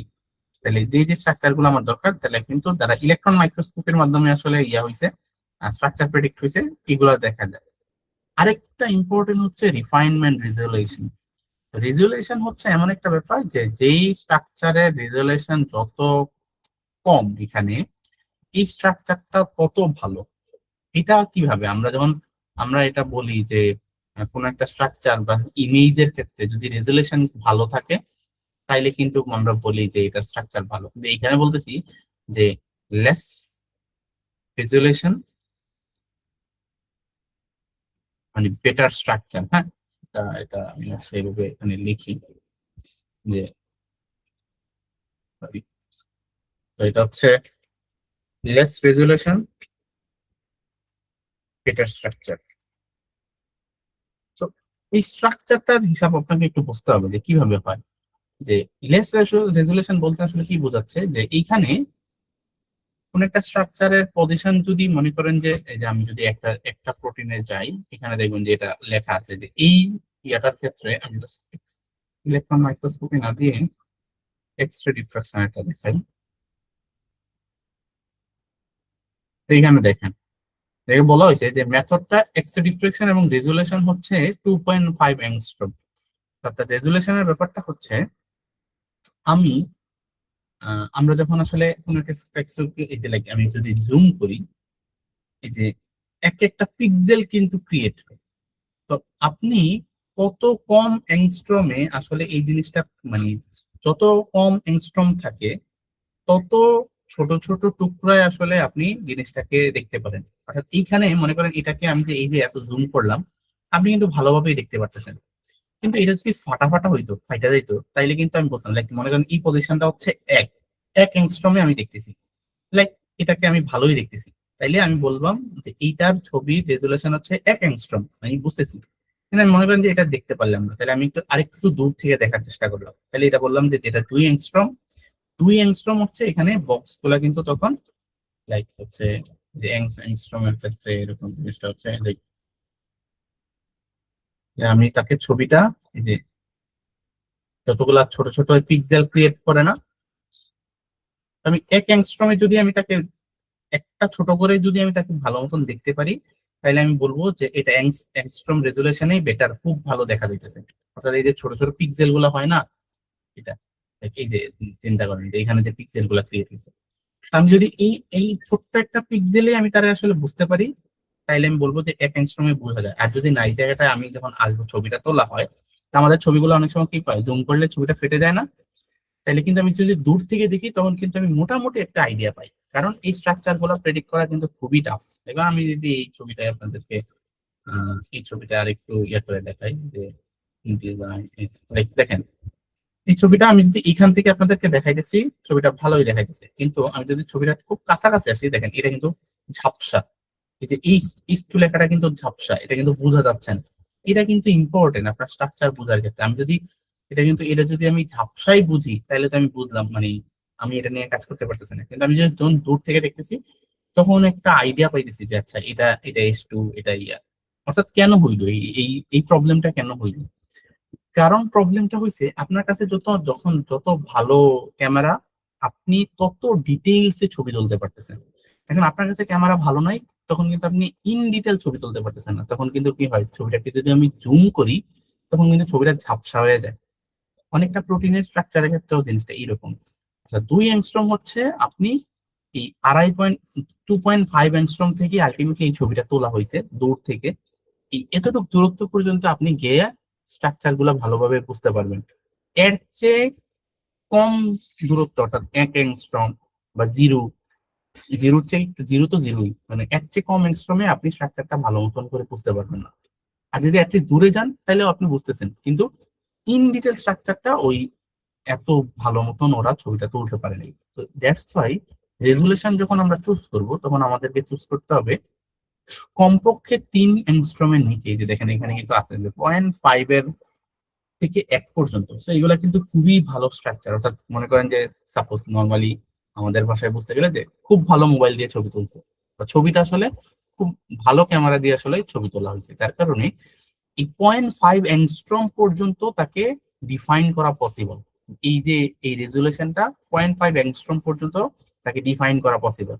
কিন্তু আমি যদি একটু কম দামি বা কম ক্যামেরা ভালো দিয়ে তুলি, তাইলে আমি কি করতেছি, আমি কিন্তু এত ডিপলি অ্যানালাইসিস করতে পারতেছি না। তখন আমাকে 2 অ্যাংস্ট্রম দূরত্ব পর্যন্ত আমি ভালো মতন বুঝতেছি, এর চেয়ে জুম করলে ছবি ফেটে যাচ্ছে বা ভালো মতন দেখা যাচ্ছে না। এই জায়গাটাতে আপনাকে রিফাইনমেন্ট রেজুলেশনে সাধারণত 3 বা 3-এর নিচে হইলে আমরা বলি যে মোটামুটি better structure for computer track ডিজাইনের ক্ষেত্রে। এমন না যে পরের গুলা নেওয়া যায় না, আপনার কাছে যদি অপশনই না থাকে তখন তো আপনি বা আপনার যে ক্রাইটেরিয়া সেটা যদি সে মেনটেন না করে, তখন তো আপনি ওইগুলা নিতে পারবেন না। এটা হচ্ছে আলাপ। সো মনে করেন আমি যদি এই স্ট্রাকচারটাই নিতে চাই, এই স্ট্রাকচারটা আমি ওপেন করব। ওপেন করে আমি এই পেজটাকে আমরা একটু বোঝার চেষ্টা করি। সো যখনই আপনি কোন একটা স্ট্রাকচার নিয়ে সার্চ দিবেন, এখানে দেখেন কিছু ডিটেইলস আছে। একটা হচ্ছে এই যে 1B9E, এটা কি? আমরা কিন্তু লাস্ট ক্লাস দেখছিলাম যে যখন একটা প্রাইমারি স্ট্রাকচার হয়, প্রাইমারি স্ট্রাকচারের ক্ষেত্রে তার একটা এক্সেশন নাম্বার থাকে। তো this is the accession number of the protein. এই প্রোটিনে আপনি যা মানে যেখানে যাবেন তার একই নাম, এই নামে শুধু আপনাকে এই প্রোটিনটাকেই খুঁজে পাবেন। এটা একটা শর্ট নাম। এবং পিডিবিতে এই প্রোটিনের একটা ডিফারেন্ট নামও আছে, দেখেন পিডিবি আন্ডারস্কোর 4টা 0 দেন আবার সেম নাম 1B9। তো এটা হচ্ছে মেইন নাম, এটা হচ্ছে পিডিবিতে তার এক্সেশন নাম্বার। দেন আমরা এই প্রোটিনের কিছুটা ডিটেলস দেওয়া আছে, human insulin mutant serve B9 লো। সো এটা B9 ই দিয়ে আসলে গ্লুটামিন বলেছে যে B9। এটা হচ্ছে এই প্রোটিনের একটা সিম্পল ডিটেলস দেওয়া আছে, যে জাস্ট ইনফো মানে টাইটেল আর কি।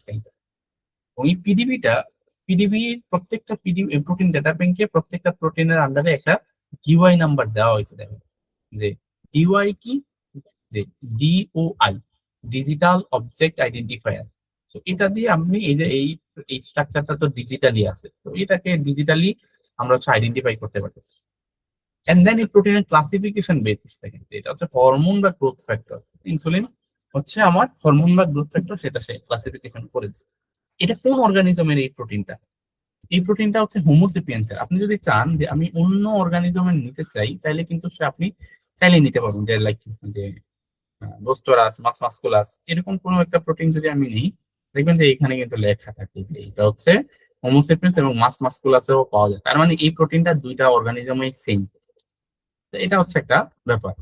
এবং এই প্রোটিনটা ওরা কোথায় এক্সপ্রেশন করছে? এই যে স্যাকারোমাইসিস সেরেভিসিয়াস ইস্ট যেটাকে আমরা বলি, এই স্যাকারোমাইসিস সেরেভিসিতে তারা হচ্ছে এটা হচ্ছে এক্সপ্রেশন করছে। এবং এই প্রোটিনটাতে দেখছেন বলছে যে মিউটেশন আছে। তো এই ডেটাটাও এখানে লেখা থাকে যে আমি যদি মিউটেটেড কোনো প্রজেক্ট নিয়ে কাজ করি, তাহলে অবশ্যই আমাকে মিউটেশন আছে এমন প্রজেক্ট নিয়ে প্রোটিন নিয়ে কাজ করতে হবে। আবার যদি যে না আমার প্রোটিন মিউটেটেড প্রোটিন নিয়ে কাজ করার দরকার নেই, তখন দেখবেন যে অনেকগুলোতে থাকে যেটাতে মিউটেশন নাই। এই যে দেখেন এটাতে মিউটেশন নাই, এভাবে বলে দিছে। দেন এই প্রোটিনটা কত সালে এখানে ডিপোজিট হয়েছে সেটাও বলে দিছে, যে এটা হচ্ছে আহ, নভেম্বরের মানে 1998 এর নভেম্বরে ডিপোজিট হয়েছে। তো এটা অনেক আগের কিন্তু স্ট্রাকচার। এবং কারা ডিপোজিশন করছে তাদের অথারে ডিটেলস দেওয়া আছে। দেন এক্সপেরিমেন্টালের যে ডেটা, এটার কিছুটা স্ন্যাপশট এখানে দেওয়া হয়েছে। ওরা মেথড কি ইউজ করছে? মেথড হচ্ছে X ray diffraction, and resolution হচ্ছে 2.5 তারাই অ্যাংস্ট্রম। এন্ড এখানে আরো কিছু ডেটা দেওয়া হয়েছে, যে আর বেলো ফ্রি এবং আর বেলো ওয়ার্ক।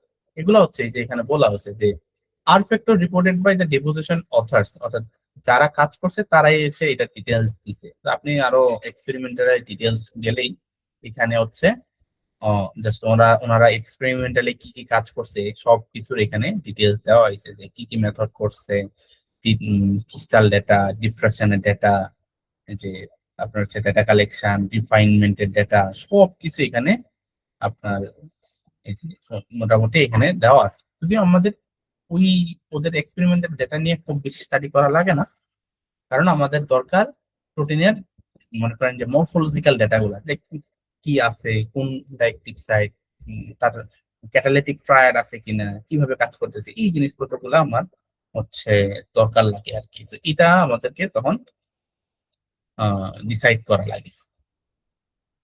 আচ্ছা, এই পর্যন্ত কারো কি কোনো কোয়েশ্চেন আছে?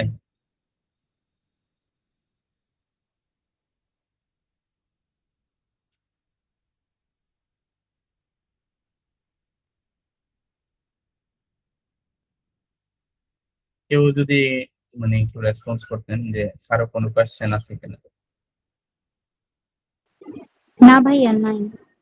ওকে, ঠিক আছে।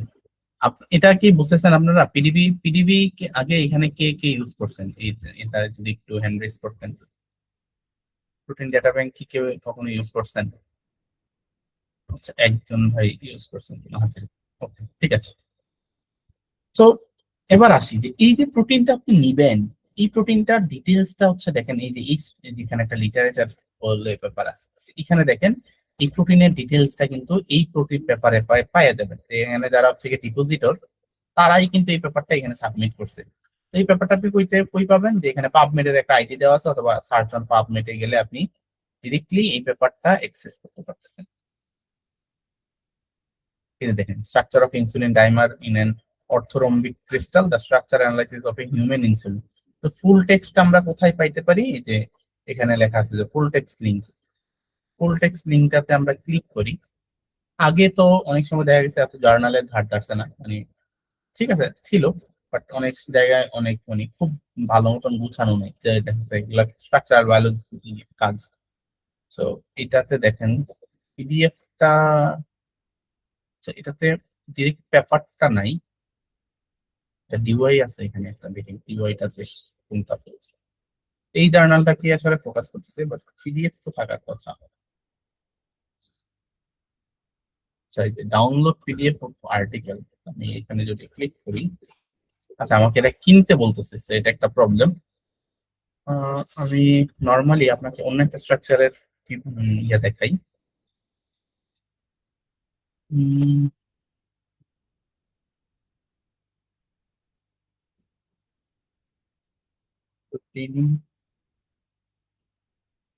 সো আমি আগে জিনিসটা এটা ইয়াটা দেখাই আমি।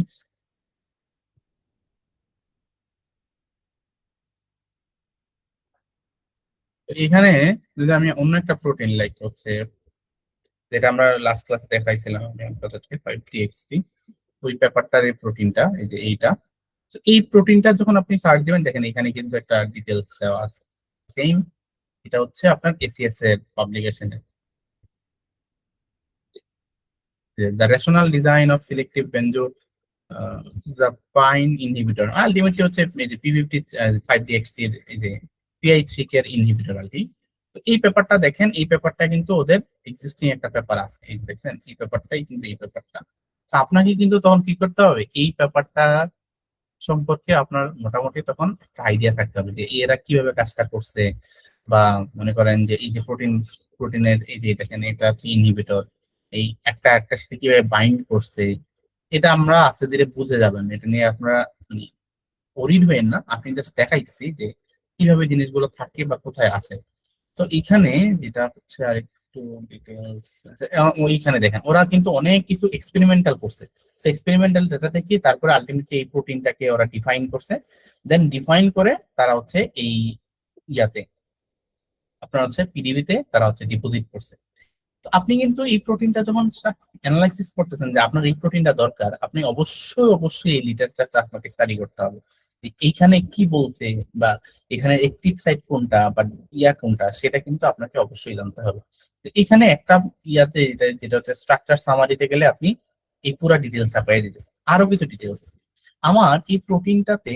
ম্যাক্রোমলিকুল মানে কি, আমরা হচ্ছে এই অ্যামাইনো অ্যাসিডের যে সিকোয়েন্সটা আছে সেটাকে বলতেছি। এটা ডিটেলস আমি কি কি কবে পাইতেছি, নিচের দিকে যদি আসেন আপনারা, আপনারা যদি আমার সাথে একটু নিজেরাও সার্চ দিয়ে দেখেন, তাহলে বাকিরা জিনিসটা সম্পর্কে একটা ভালো আইডিয়া পেয়ে যাবেন, তাহলে আর পরে ভুলবেন না। এখানে দেখেন, তো ম্যাক্রোমলিকুল, এই যে আমরা যদি একটু নিচের দিকে আসি লিটারেচারের নিচে, তাহলে দেখেন যে এই এটা আছে যে ম্যাক্রোমলিকুল। ম্যাক্রোমলিকুলার এন্টিটি আইডির মধ্যে শুরুতে যেটা আছে সেটা হচ্ছে আমার এই যে আইসোফর্মটা, সেটা অর্থাৎ এই স্ট্রাকচারের আইসোফর্ম, এই স্ট্রাকচারটার মেইন আইসোফর্মটা, এটার কি চেইন, এই চেইন কয়টা চেইন আছে এখানে, একটা চেইন। যদি অন্য কোনো স্ট্রাকচারের তার চেয়ে বেশি চেইন থাকে সেটাও কিন্তু সে সেখানে দেখাবে। আমি জানি না অন্য কোনো ইয়ার আছে কিনা। এই দেখেন এটার মধ্যে কিন্তু দুইটা চেইন আছে, এ এবং সি, কারণ আমরা জানি ইনসুলিনের ক্ষেত্রে সবসময় দুইটা চেইন থাকে।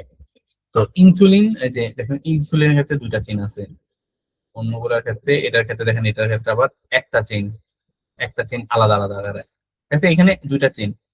এবং এই সিকোয়েন্সটার এই এই যে একটা চেইন, এটাতে অ্যামাইনো অ্যাসিডের সিকোয়েন্স আছে কয়টা, 962টা অ্যামাইনো অ্যাসিড সিকোয়েন্স আছে।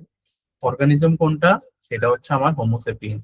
এবং ডিটেইলস দেওয়া আছে, আপনারা যদি প্রোটিন ক্লাসিফিকেশন বা এনজাইম ক্লাসিফিকেশন সম্পর্কে আইডিয়া থাকে, এটা কিন্তু আমার এনজাইমের যে এটাকে বলে ইন্টারন্যাশনালি আপনার স্বীকৃত যে নামটা, যে 2711153, এটাকে কিন্তু একটা আপনার বলে এনজাইম ক্লাসিফিকেশনের একটা ইয়ে, ঠিক আছে, এইভাবে আমরা কিন্তু খুঁজে পাই। তো এটা আরেকটা আলাপ, ভিন্ন আলাপ। এই প্রোটিনটার সাথে আপনি যে স্ট্রাকচারটা ডাউনলোড করবেন বা আপনি যে স্ট্রাকচারটা রিট্রাইভ করবেন আপনার কাজের জন্য, এই এই স্ট্রাকচারটার সাথে আর কি কি আছে, একটা তো অ্যামাইনো অ্যাসিড আছে আমি বুঝলাম, 962 অ্যামাইনো অ্যাসিড আছে, তার সাথে অ্যাটাচ করে আর কি কি আছে, এখানে দেখা সম্ভব। এখানে দেখেন একটা অপশন আছে স্মল মলিকুল। স্মল মলিকুলের বলতে বলতেছে যে দুইটা লিগেন্ড আছে, ইউনিক দুইটা লিগেন্ড আছে। একটার নাম কি 5H5, আরেকটার নাম কি ইডিও। এটা সম্পর্কে আমার একদম ইন ডিটেলস মানে একদম গভীর ধারণা থাকতে হবে ব্যাপারটা এমন না, কিন্তু অনেক সময় স্মল মলিকুল আমাদের অনেক কাজে লাগে। কিভাবে কাজে লাগে আমি একটু পরে বলতেছি। তো এখানে দেখেন, এখানে স্ট্রাকচারটা একদম ডিটেলস দেওয়া আছে যে ওর আইওপ্যাক নাম, ফর্মুলা, লঞ্চি কি দেওয়া আছে। লঞ্চি কি এক টাইপের কি, যেটা দিয়ে আমরা আসলে এটাও তার জন্য ইউনিক, তো এটা দিয়ে আমরা তাকে আসলে তার এই নামে খুঁজে পাই। এবং 2D ডায়াগ্রাম দেওয়া আছে যে এইরকম একটা স্ট্রাকচার আর এরকম একটা স্ট্রাকচার আমার এই যে এটার সাথে অ্যাটাচড করে আছে। এন্ড আর কি কি ডাটা, ওই যে এক্সপেরিমেন্টাল ডাটা গুলো দেওয়া আছে সেম। এখন এটা তো আমি দেখতেছি সার্ভারে। আমি আমার নিজের পিসিতে বা আমার লোকালি কিভাবে দেখবো সেটা হচ্ছে একটা ব্যাপার। যেমন এই প্রোটিনটা যদি আমি চাই, যে প্রোটিনটা এখানে দেখেন এই যে এখানে কিন্তু আমি এটাকে ইয়া করতে পারতেছি। তো আমার ওই যে যেটা বললাম যে একটু আগে যে বললাম যে ইয়া সহ কানেক্টেড, যে 5H5 দেখছেন, এটা হচ্ছে আমার ওই যে একটা 5H, অর্থাৎ একটা লিগেন্ডের দুইটা লিগেন্ডের একটা, এটা হচ্ছে একটা আরেকটা লিগেন্ড। তো এই দুইটা লিগেন্ড কিন্তু আমার এর সাথে বাইন্ড করা আছে। এইটা একটা আর এটা একটা। তো এটা তো আমি দেখতেছি সার্ভারে। আমি কিভাবে আমার কম্পিউটারে দেখবো, বা আমরা যে এটা নিয়ে যখন ডিটেইলস আলোচনা করব তখন আমরা কোথায় যাবো? এর জন্য আমাদেরকে এটাকে ডাউনলোড করতে হবে। কিভাবে? এই পেজটাতে এখানে একটা অপশন আছে যে ডাউনলোড ফাইল। তো ডাউনলোড ফাইলে যদি আপনি ক্লিক করেন, কতগুলো অপশন আপনি দেখতে পাবেন। এটা হচ্ছে পাঁচটা সিকোয়েন্স, একটা হচ্ছে PDBx, legacy PDB format, different kinds of format আছে। সাধারণত আমাদের যেটা কাজে লাগে এটা হচ্ছে এই প্রোটিন ডেটা ব্যাংকেরই ফরম্যাটটা আমরা ডাউনলোড করবো। এই যে পিডিবি ফরম্যাট, লিগেসি পিডিবি ফরম্যাটটা আমরা ডাউনলোড করবো। এটা যদি আমি ক্লিক করি, এটা হচ্ছে আপনার এই যে এইখানে আমাদেরকে নিয়ে যাচ্ছে। তো আমি জাস্ট এখানে যদি সেভ দিই, সে কিন্তু আপনার এই ইয়াতে সেভ হয়ে গেছে। তো আমি এটাকে আমার পিসিতে বা আমার কম্পিউটারে দেখার জন্য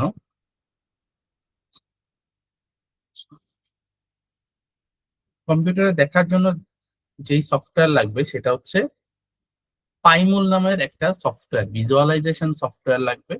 অথবা পাইমুল অথবা ডিসকভারি স্টুডিও নামের একটা সফটওয়্যার আছে, দুইটা। এই সফটওয়্যার গুলো আমাদের লাগবে। এই সফটওয়্যার গুলো আমি আপনাদেরকে আজকে বা কালকের মধ্যে হচ্ছে কি আপনাদেরকে টেলিগ্রাম লিংক দিলে আপনারা ওখানে সব কিছু মানে পেয়ে যাবেন।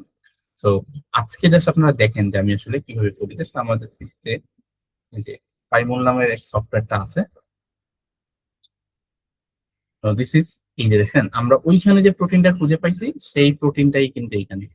তো এইখানে আপনাদের এই এটা সম্পর্কে ডিটেইলস আবার নেক্সট উইকে আমাদের দেখা লাগবে।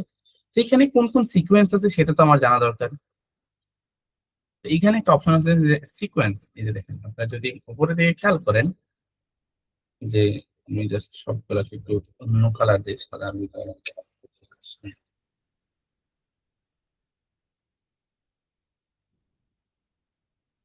তো এই যে দেখেন, এখানে যদি খেয়াল করেন, দেখেন এখানে শুরু হয়েছে কত থেকে, 107 থেকে।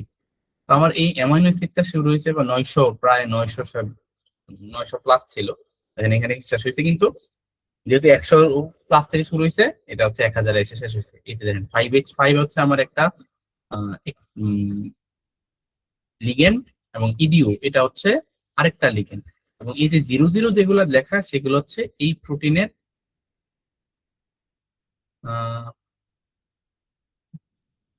এই যে 00 যেগুলো দেখা যাচ্ছে সেগুলো হচ্ছে এই যে প্লাস, যে এখানে যে ক্রস ক্রস যেগুলো দেওয়া, সেগুলো হচ্ছে ক্রস ঠিক নেই, দেখছেন স্ট্রাকচার যেগুলো দেওয়া, সেগুলো হচ্ছে আমার এই- ওই প্রোটিনটারই আপনার প্রোটিনটার সাথে বাইন্ড করা কিছু পান। তো ওই স্ট্রাকচারটা ওনারা যেভাবে পাইছে সেইভাবে সেখানে ওনারা অ্যাটাচ করে দিছে। তো এইখানে দেখেন আমি এবার লিগেন্ড গুলাকে দেখাই। তো লিগেন্ড হচ্ছে এই আরেকটা হচ্ছে আমি কালার করি। এই যে দেখেন দুইটা লিগেন্ড, একটা হচ্ছে আমার হচ্ছে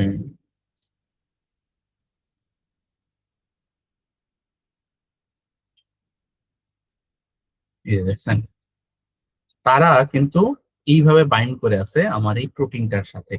তো এটা হইতে পারে যে তারা হচ্ছে গিয়ে অলরেডি অ্যাক্টিভ সাইটের সাথে বাইন্ড করা, অথবা নাও হইতে পারে যে আমার এটা ডিফারেন্ট হইতে পারে। তো তারা কিভাবে, আমি যদি আরেকটু তাদের ইয়া ফরম্যাট দিই, ফরম্যাট দিই, তো এইগুলো আমি আপনাদেরকে ডিটেলসে দেখাবো, আপনাদের ওইটা নিয়ে কনসার্ন হওয়ার দরকার নেই।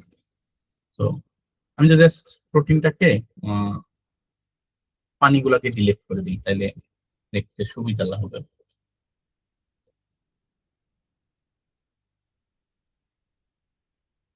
তো এই যে দেখেন, দেখছেন, তো এই প্রোটিনটাকে কিন্তু এখন আমি যাই মানে আমার মতো করে এই যে গতকালকে আমি দেখাইলাম যে আমি প্রোটিন প্রিপারেশন করতে পারবো। প্রোটিন প্রিপারেশন কি, ওই যে আমি এই যে বাড়তি যে পানিটা সেটা আমার লাগবে না, এই পানিটাকে আমি ডিলিট করে দিছি, শেষ। এটা আমার কোনো কাজে আসতেছে না, কাজে আসবে না। তো যদি না, অনেক সময় দেখা যায় যে অনেক প্রোটিনের অ্যাক্টিভ সাইটটাই পানি দ্বারা বেষ্টিত থাকে, তো এটা একটা ভিন্ন আলাপ। এটা আপনার প্রজেক্ট অনুযায়ী ডিপেন্ড করবে, বাট নর্মালি সেটা লাগে না। এবং মনে করেন আপনার যে এই যে লিগেন্ড গুলা সেইগুলোও লাগবে না, কারণ আমি তো এখানে আমার যে ড্রাগ সেই জায়গাটা বাইন্ড করাবো। সো এখানে যদি অন্য কোনো হেটারো অ্যাটম, এইগুলাকে আমরা বলি হেটারো অ্যাটম, অর্থাৎ আমাকে আমার মেইন প্রোটিন হচ্ছে অ্যামাইনো অ্যাসিডটা বা প্রোটিনটা মেইন পারপাস। সো এর বাইরে যারা যারা আছে তারা সবাই হেটারো অ্যাটম। তো এইগুলা কিন্তু হেটারো অ্যাটম। তো এই এগুলাকে যদি আমি রাখতে না চাই, তখন কিন্তু আমি এদেরকেও এরকম করে ডিলিট করে দিয়ে আমি দিতে পারি। আমি এটা কিন্তু তাদেরকে ডিলিট করে দিলাম, তাহলে এটা কিন্তু আমার মেইন স্ট্রাকচারের প্রোটিনটা হয়ে গেছে। এটা কি সবাই বুঝতে পারছেন? এটা আমি, আপনারা না বুঝলেও ওরিড হইেন না, কারণ আমি এখন আপনাদেরকে পাইমল দেখাই নাই।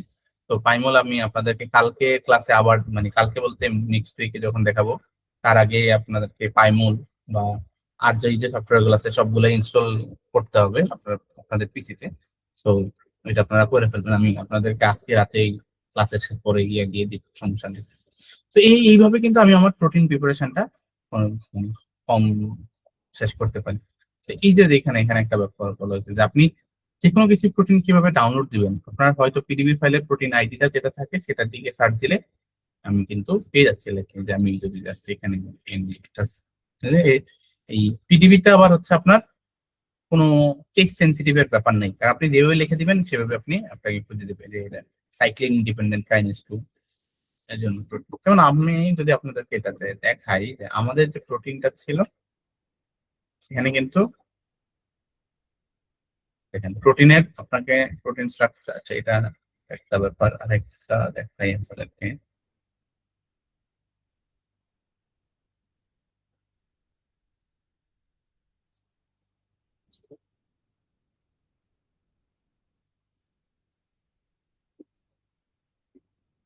তো এই যে দেখেন, এটা একটা ব্যাপার যে আপনি যখন প্রোটিন পাইছি তখন কিন্তু এই প্রোটিনটা দেখা গেছে এই এরকম একটা প্রোটিন, এটাকে চাইলে আমরা just যদি এরকম সার্ভ করতে চাই,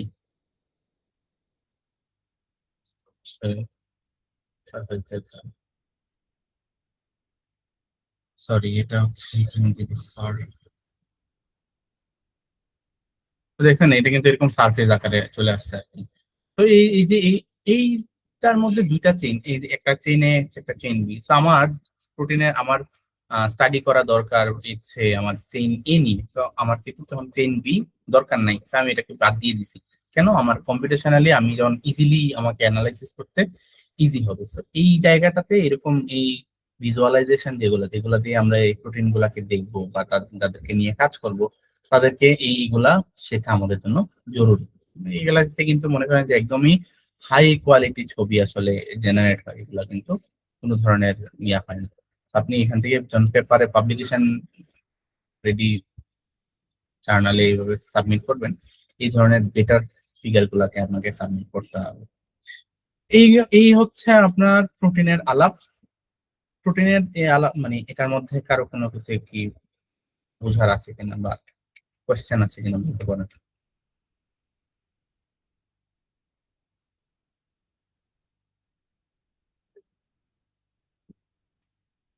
ওকে, কারো যদি কোনো কিছু বলার না থাকে আমি নেক্সট আগাই।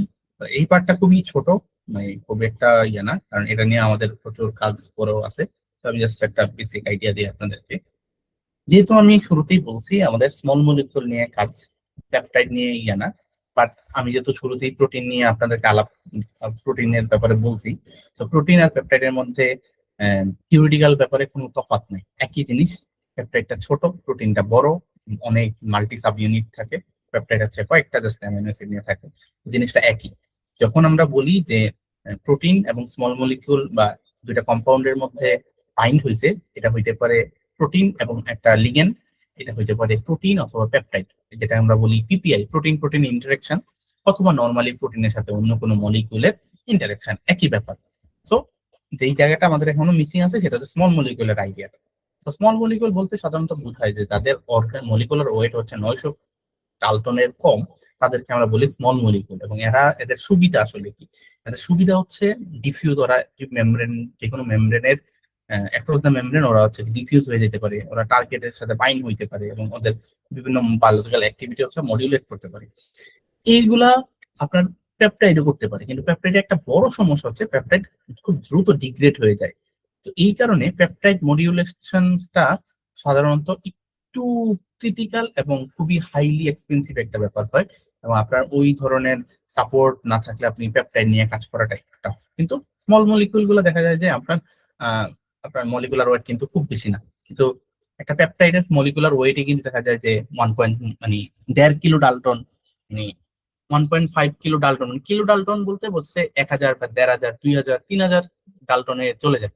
তো তখন এইগুলা নিয়ে কাজ করাটা একটু টাফ, এবং পেপটাইড কিন্তু দেখা যায় আপনার ডিগ্রেড হওয়ার একটা ভালো চান্স আছে, যেটা আমি আগেও বলি। সো ডিফারেন্ট মলিকুল গুলা, এই যে আমাদের স্মল মলিকুল বা আমরা যেগুলো ড্রাগ হিসেবে কাজ করি, বা ড্রাগ ডিজাইনের ক্ষেত্রে বেশিরভাগ ড্রাগই দেখা যায় যে স্মল মলিকিউল নিয়ে কাজ করে। এবং এই যে দেখেন এখানে হচ্ছে 1899 সালে অ্যাসপিরিন আবিষ্কার হয়েছে। তো অ্যাসপিরিনও কিন্তু কাইন্ড অফ একটা স্মল মলিকুল। এগুলা কিন্তু মানে যে কোনো ধরনের কেমিক্যাল স্ট্রাকচার যেটা আসলে আমরা 900 ডালটনের নিচে, সেটাকে বলতেছি স্মল মলিকুল। আইডিয়াটা একটা মানে ইন জেনারেল আইডিয়া আর কি। এগুলা কিন্তু আমার কেমিক্যাল স্ট্রাকচারই, পেনিসিলিন বা এগুলা ডিফারেন্ট অর্গানিজম থেকে সোর্সিং করলেও এরা কিন্তু ওই স্ট্রাকচারটা তাদের স্মল মলিকুলার স্ট্রাকচারের মতোই। তো এই যেমন এই মনে করেন অ্যাসপিরিন আছে, এটার একটা স্ট্রাকচার আছে না, যেটা আমরা লাস্ট ক্লাসে বলছিলাম যে ড্রাগ রিপারপাসিং। যেমন মনে করেন যে এই পোর্শনটা তার ড্রাগের জন্য মেইনলি দায়ী, এবং এদের কোনো কাজ নাই, কিন্তু আমি যদি এখানে যদি আরেকটা মানে আপনার স্ট্রাকচার আইনা দিই, যেটা হচ্ছে এই স্ট্রাকচারকে সাধারণত স্টেবল করে, বা আরেকটু আগে থেকে মডিউলেশনটা বেটার করে, আগে থেকে মেমব্রেন ডিফিউশন বাড়ায় দেয়, আগের থেকে বায়োলজিক্যাল অ্যাক্টিভিটি অনেক বাড়াই দিছে, তখন এটাকে আমরা বলি অ্যানালগ চেঞ্জ করে বা আপগ্রেডেশন করে ওইভাবে কাজটা করে। তো এইটাও ব্যাপারটাকে আমরা ড্রাগ রিপারপাসিং বলতে পারি। তো তখন আমরা ফার্মাকোলজিক্যাল নেটওয়ার্কিং যেটা, তখন আমরা পজিশন গুলোকে আইডেন্টিফাই করি যে কে কার সাথে কতটুকু অ্যাঙ্গেলে বা হচ্ছে কতটুকু দূরে গেলে, ওই এটা ডিফারেন্ট কাইন্ডস অফ থিওরিটিক্যাল ব্যাপার, যে আসলে কাজ করে তার থেরাপিউটিক ইফেক্ট আছে কিনা, দেখায় কিনা, দেখাবে কিনা। তো এটা হচ্ছে ব্যাপার স্মল মলিকুলে। ডিফারেন্ট ডিফারেন্ট মনে করেন যে এই যে এখানে কত, যে যে টাইম লাইনটা, হ্যাঁ, যে লাইক 1899 থেকে 2018, মানে এখনো তো আবিষ্কার হইতেছে, বাট নর্মালি যে ধরনের আমরা ড্রাগ ম্যাক্সিমাম ক্ষেত্রে দেখি সেগুলো হচ্ছে আমাদের স্মল মলিকুল। এবং লিগ্যান্ডের আইডিয়াটা আসলে কি, ওই একই ব্যাপার। কোন একটা স্মল মলিকিউল যখন আসলে কি করে যে আমার কোনো একটা পার্টিকুলার প্রোটিন পকেটের সাথে বাইন্ড করে এবং ইন্টারেকশন করে, তখন সেটাকে আমরা বলি আসলে লিগ্যান্ড। অর্থাৎ লিগ্যান্ডের আইডিয়াটা অনেকটা এরকম যে সে আমার কোন একটা স্পেসিফিক্যালি কোন একটা টার্গেটের সাথে বাইন্ড করে, সে তার ওই বায়োলজিক্যাল ইফেক্টটা শো করবে, এটাকে আমরা বলতেছি লিগ্যান্ড। এটা প্রোটিন আর লিগ্যান্ড, প্রোটিন পেপটাইড। তো পেপটাইডটাও কিন্তু যখন প্রোটিনের সাথে পেপটাইড কমপ্লেক্স ক্রিয়েট করে, একই রকম করে প্রোটিন এবং লিগ্যান্ড আমার কমপ্লেক্স ক্রিয়েট করে, মানে এটা হচ্ছে আমার প্রোটিন এবং এটা একটা লিগ্যান্ড। লিগ্যান্ড বলতে এই স্ট্রাকচারটাকে আমরা জাস্ট হচ্ছে একটা স্কিমেটিক্যালি গোল হিসেবে দেখাইলাম, কারণ এটা হচ্ছে তার অ্যাক্টিভ সাইট। তো সে কিন্তু এই যে প্রোটিন এবং লিগ্যান্ড অ্যাক্টিভ সাইটে বাইন্ড করলো।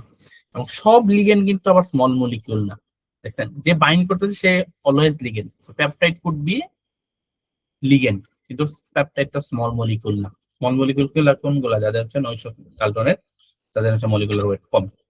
তো কেন আসলে স্মল মলিকুল গুলো আসলে ইউজ করা হয়, এটা যেটা আগেও বললাম, যা ওদের মেমব্রেন ইয়া থেকে ডিফিউশন হওয়ার চান্স থাকে, ওরা খুব অল্প ছোট্ট বাইন্ডিং সাইটে আসলে পকেট ক্রিয়েট করতে পারে, এবং ওরা কেমিক্যালি মডিফাইয়েবল, আমি যেটা বললাম যে আমরা অ্যানালগ গুলো চেঞ্জ করতে পারি, এবং কম্পিউটার দ্বারা আসলে অপটিমাইজ করা পসিবল। আরেকটা জিনিস হচ্ছে এই যে ছোট হওয়ার ফলে তারা একদম প্রোটিনের একদমই মনে করেন যে যে যদি মাল্টি সাব ইউনিট থাকে বা অনেক বড় প্রোটিন থাকে একদম ভিতরের লেভেলে কাজ করতে পারে। পেপটাইডে যে প্রবলেমটা হয়, পেপটাইড অনেক ক্ষেত্রে অনেক প্রজেক্টে দেখা যায় যে পেপটাইড আসলে সারফেস লেভেলেই বেশিরভাগ ক্ষেত্রে থাকে।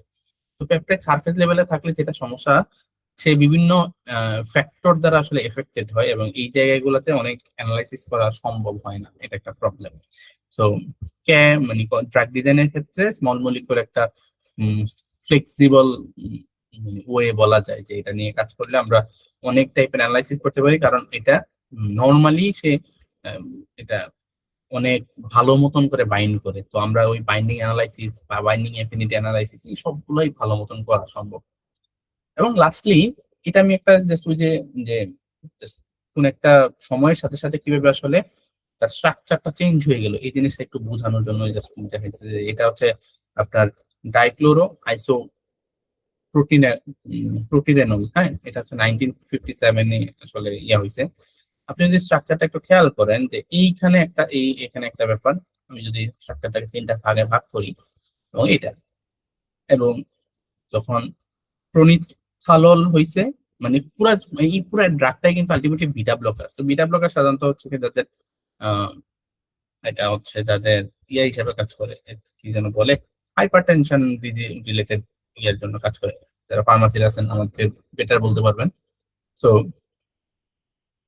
এই পজিশনটা চিন্তা করেন, দেন দেখেন দেখেন এই যে পজিশনটা চেঞ্জ হয়ে গেছে, দেন এই পজিশনটা তার ঠিক ছিল, আম, এই পজিশন পুরোটাই ঠিক ছিল, কিন্তু 2 বছর পরে যখন হচ্ছে গিয়ে প্রোপানলোলন হয়েছে, তখন কিন্তু দেখা গেছে তার এই অ্যানালগটা চেঞ্জ হয়ে গেছে, আর বাকি সবকিছুই ঠিকঠাক আছে। তার মানে তার এই পজিশনটা চেঞ্জ করে করে বারবার তারা হচ্ছে গিয়ে বেটার ড্রাগ হচ্ছে গিয়ে ইয়া করার চেষ্টা করছে, কারণ দেখা গেছে একটার মধ্যে হয়তো কোনো একটা সাইড ইফেক্ট আছে, পরেরটা এটাকে মানে মিটিগেট করতে গিয়ে আরেকটু চেঞ্জ করছে। আমরাও ড্রাগ ডিজাইন ড্রাগ রিপারপাসিং এর ক্ষেত্রে এই ধরনের কাজ করতে পারি, অথবা এক্সিস্টিং কোন একটা ড্রাগ আছে বা সিমিলার ড্রাগ আছে, বা আমি একটা কম্পাউন্ড সাজেস্ট করলাম, আমি একটা কম্পাউন্ড খুঁজে পাইলাম, মনে করেন তুলসী পাতার থেকে আমি একটা কম্পাউন্ড খুঁজে পাইলাম, আমি দেখলাম যে কম্পাউন্ডটা মোটামুটি ভালো কাজ করে, কিন্তু সিমুলেশনে গিয়ে কাজ করতেছে না, তখন আমি এই স্ট্রাকচার অ্যানালাইসিস করি, যে তার যে স্ট্রাকচার অ্যাক্টিভিটি রিলেশনশিপ গুলো বের করার চেষ্টা করি, তখন কিন্তু আমি কোনো একটা মডিফাইড ভার্সন করে তখন আমি হচ্ছে গিয়ে এটাকে চেঞ্জ করতে পারি। যেমন আমি আপনাদেরকে আরেকটু সহজ আরেকটা আইডিয়া দিই, সেটা হচ্ছে আহ আরেকটা সাইট খুলি আমি, যে পেপটাইডের ক্ষেত্রে আইডিয়াটা কিরকম হয়, যে তারা যদি দেখা যায় ইন্টারেস্ট থাকতে পারে আপনাদের।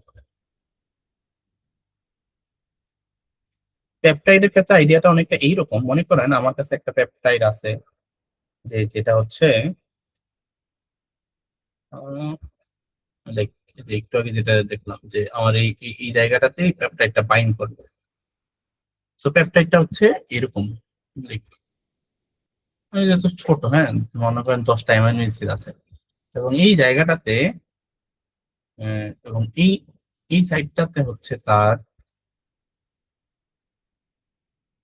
এই সাইডটা হচ্ছে তার অ্যাক্টিভ সাইড।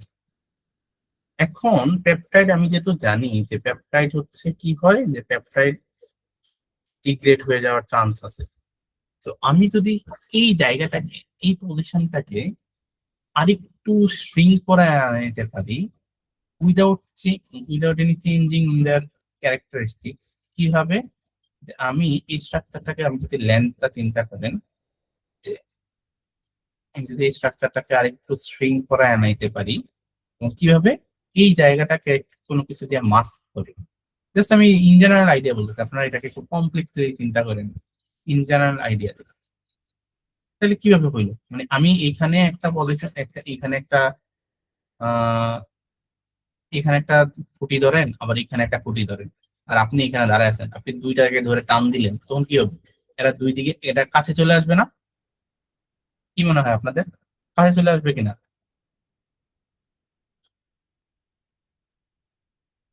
আমার কথা শোনা যায়? হ্যাঁ, জি ভাইয়া, শুনতে পাচ্ছি। তো এরা কাছে চলে আসবে তখন। তো কাছে চলে আসলে কি হবে, আপনার এই পজিশনটা কি হবে, এই জায়গাটা কিন্তু মাস্কিং হয়ে গেল। তখন কি হবে, ওদের এই জায়গাগুলা যখন এর সাথে গিয়ে বাইন্ড করবে, তখন কিভাবে বাইন্ড করবে, এই তখন এই সাইট গুলা এর সাথে অ্যাক্টিভেট হবে, এবং যে আসলে ওই যে আপনি যে যাকে ধরে রাখছেন তার এই এই দুইটা পোর্শন কাম নিয়ে, সে আসলে তাদেরকে ডিগ্রেড হইতে বাধা দিবে। কেন? সে তো উপর দিয়ে মাস্ক হয়ে আছে। তো এইগুলা আমরা করতে পারি পেপটাইডের ক্ষেত্রে, যদিও এগুলা খুবই কমপ্লেক্স, বাট আইডিয়াটা আপনাদের জানতে তো অসুবিধা নেই, তো আপনারা জানা গেলে। তো এইভাবে কিন্তু অনেক টাইপের পেপটাইড নিয়ে কাজ করা সম্ভব। যেমন হচ্ছে আপনাকে এটা বলে, লাইক হচ্ছে আমরা এরকম আরো বিশাল বিশাল স্ট্রাকচার দিয়ে, মনে করেন যে আমি এখন একটা স্ট্রাকচার দিয়ে তাদের এই দুইটা পজিশনকে হচ্ছে গিয়ে মাস্ক করে দিলাম, তখন কিন্তু তার এই পজিশনটা ব্লক হয়ে গেল। ব্লক বলতে কি, জাস্ট উপর থেকে অনেকটা ওই যে মুরগির বাচ্চা হচ্ছে, মা মুরগি যেভাবে হচ্ছে গিয়ে কি করে, একদম উপর থেকে ঢাইকা রাখে না, যে নিচে উপর থেকে যদি কোনো চিল আসে সে আসলে দেখতে পায় না। তো এরকম আর কি।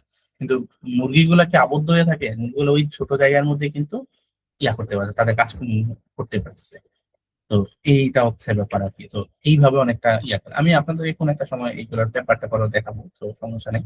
তো হচ্ছে ইয়া, তো এই তো আজকে আমাদের ক্লাস মোটামুটি এতটুকুই। তো আরো যদি কোনো কোশ্চেন থাকে বলতে পারি। রেকর্ডিংটা অফ করে দিই।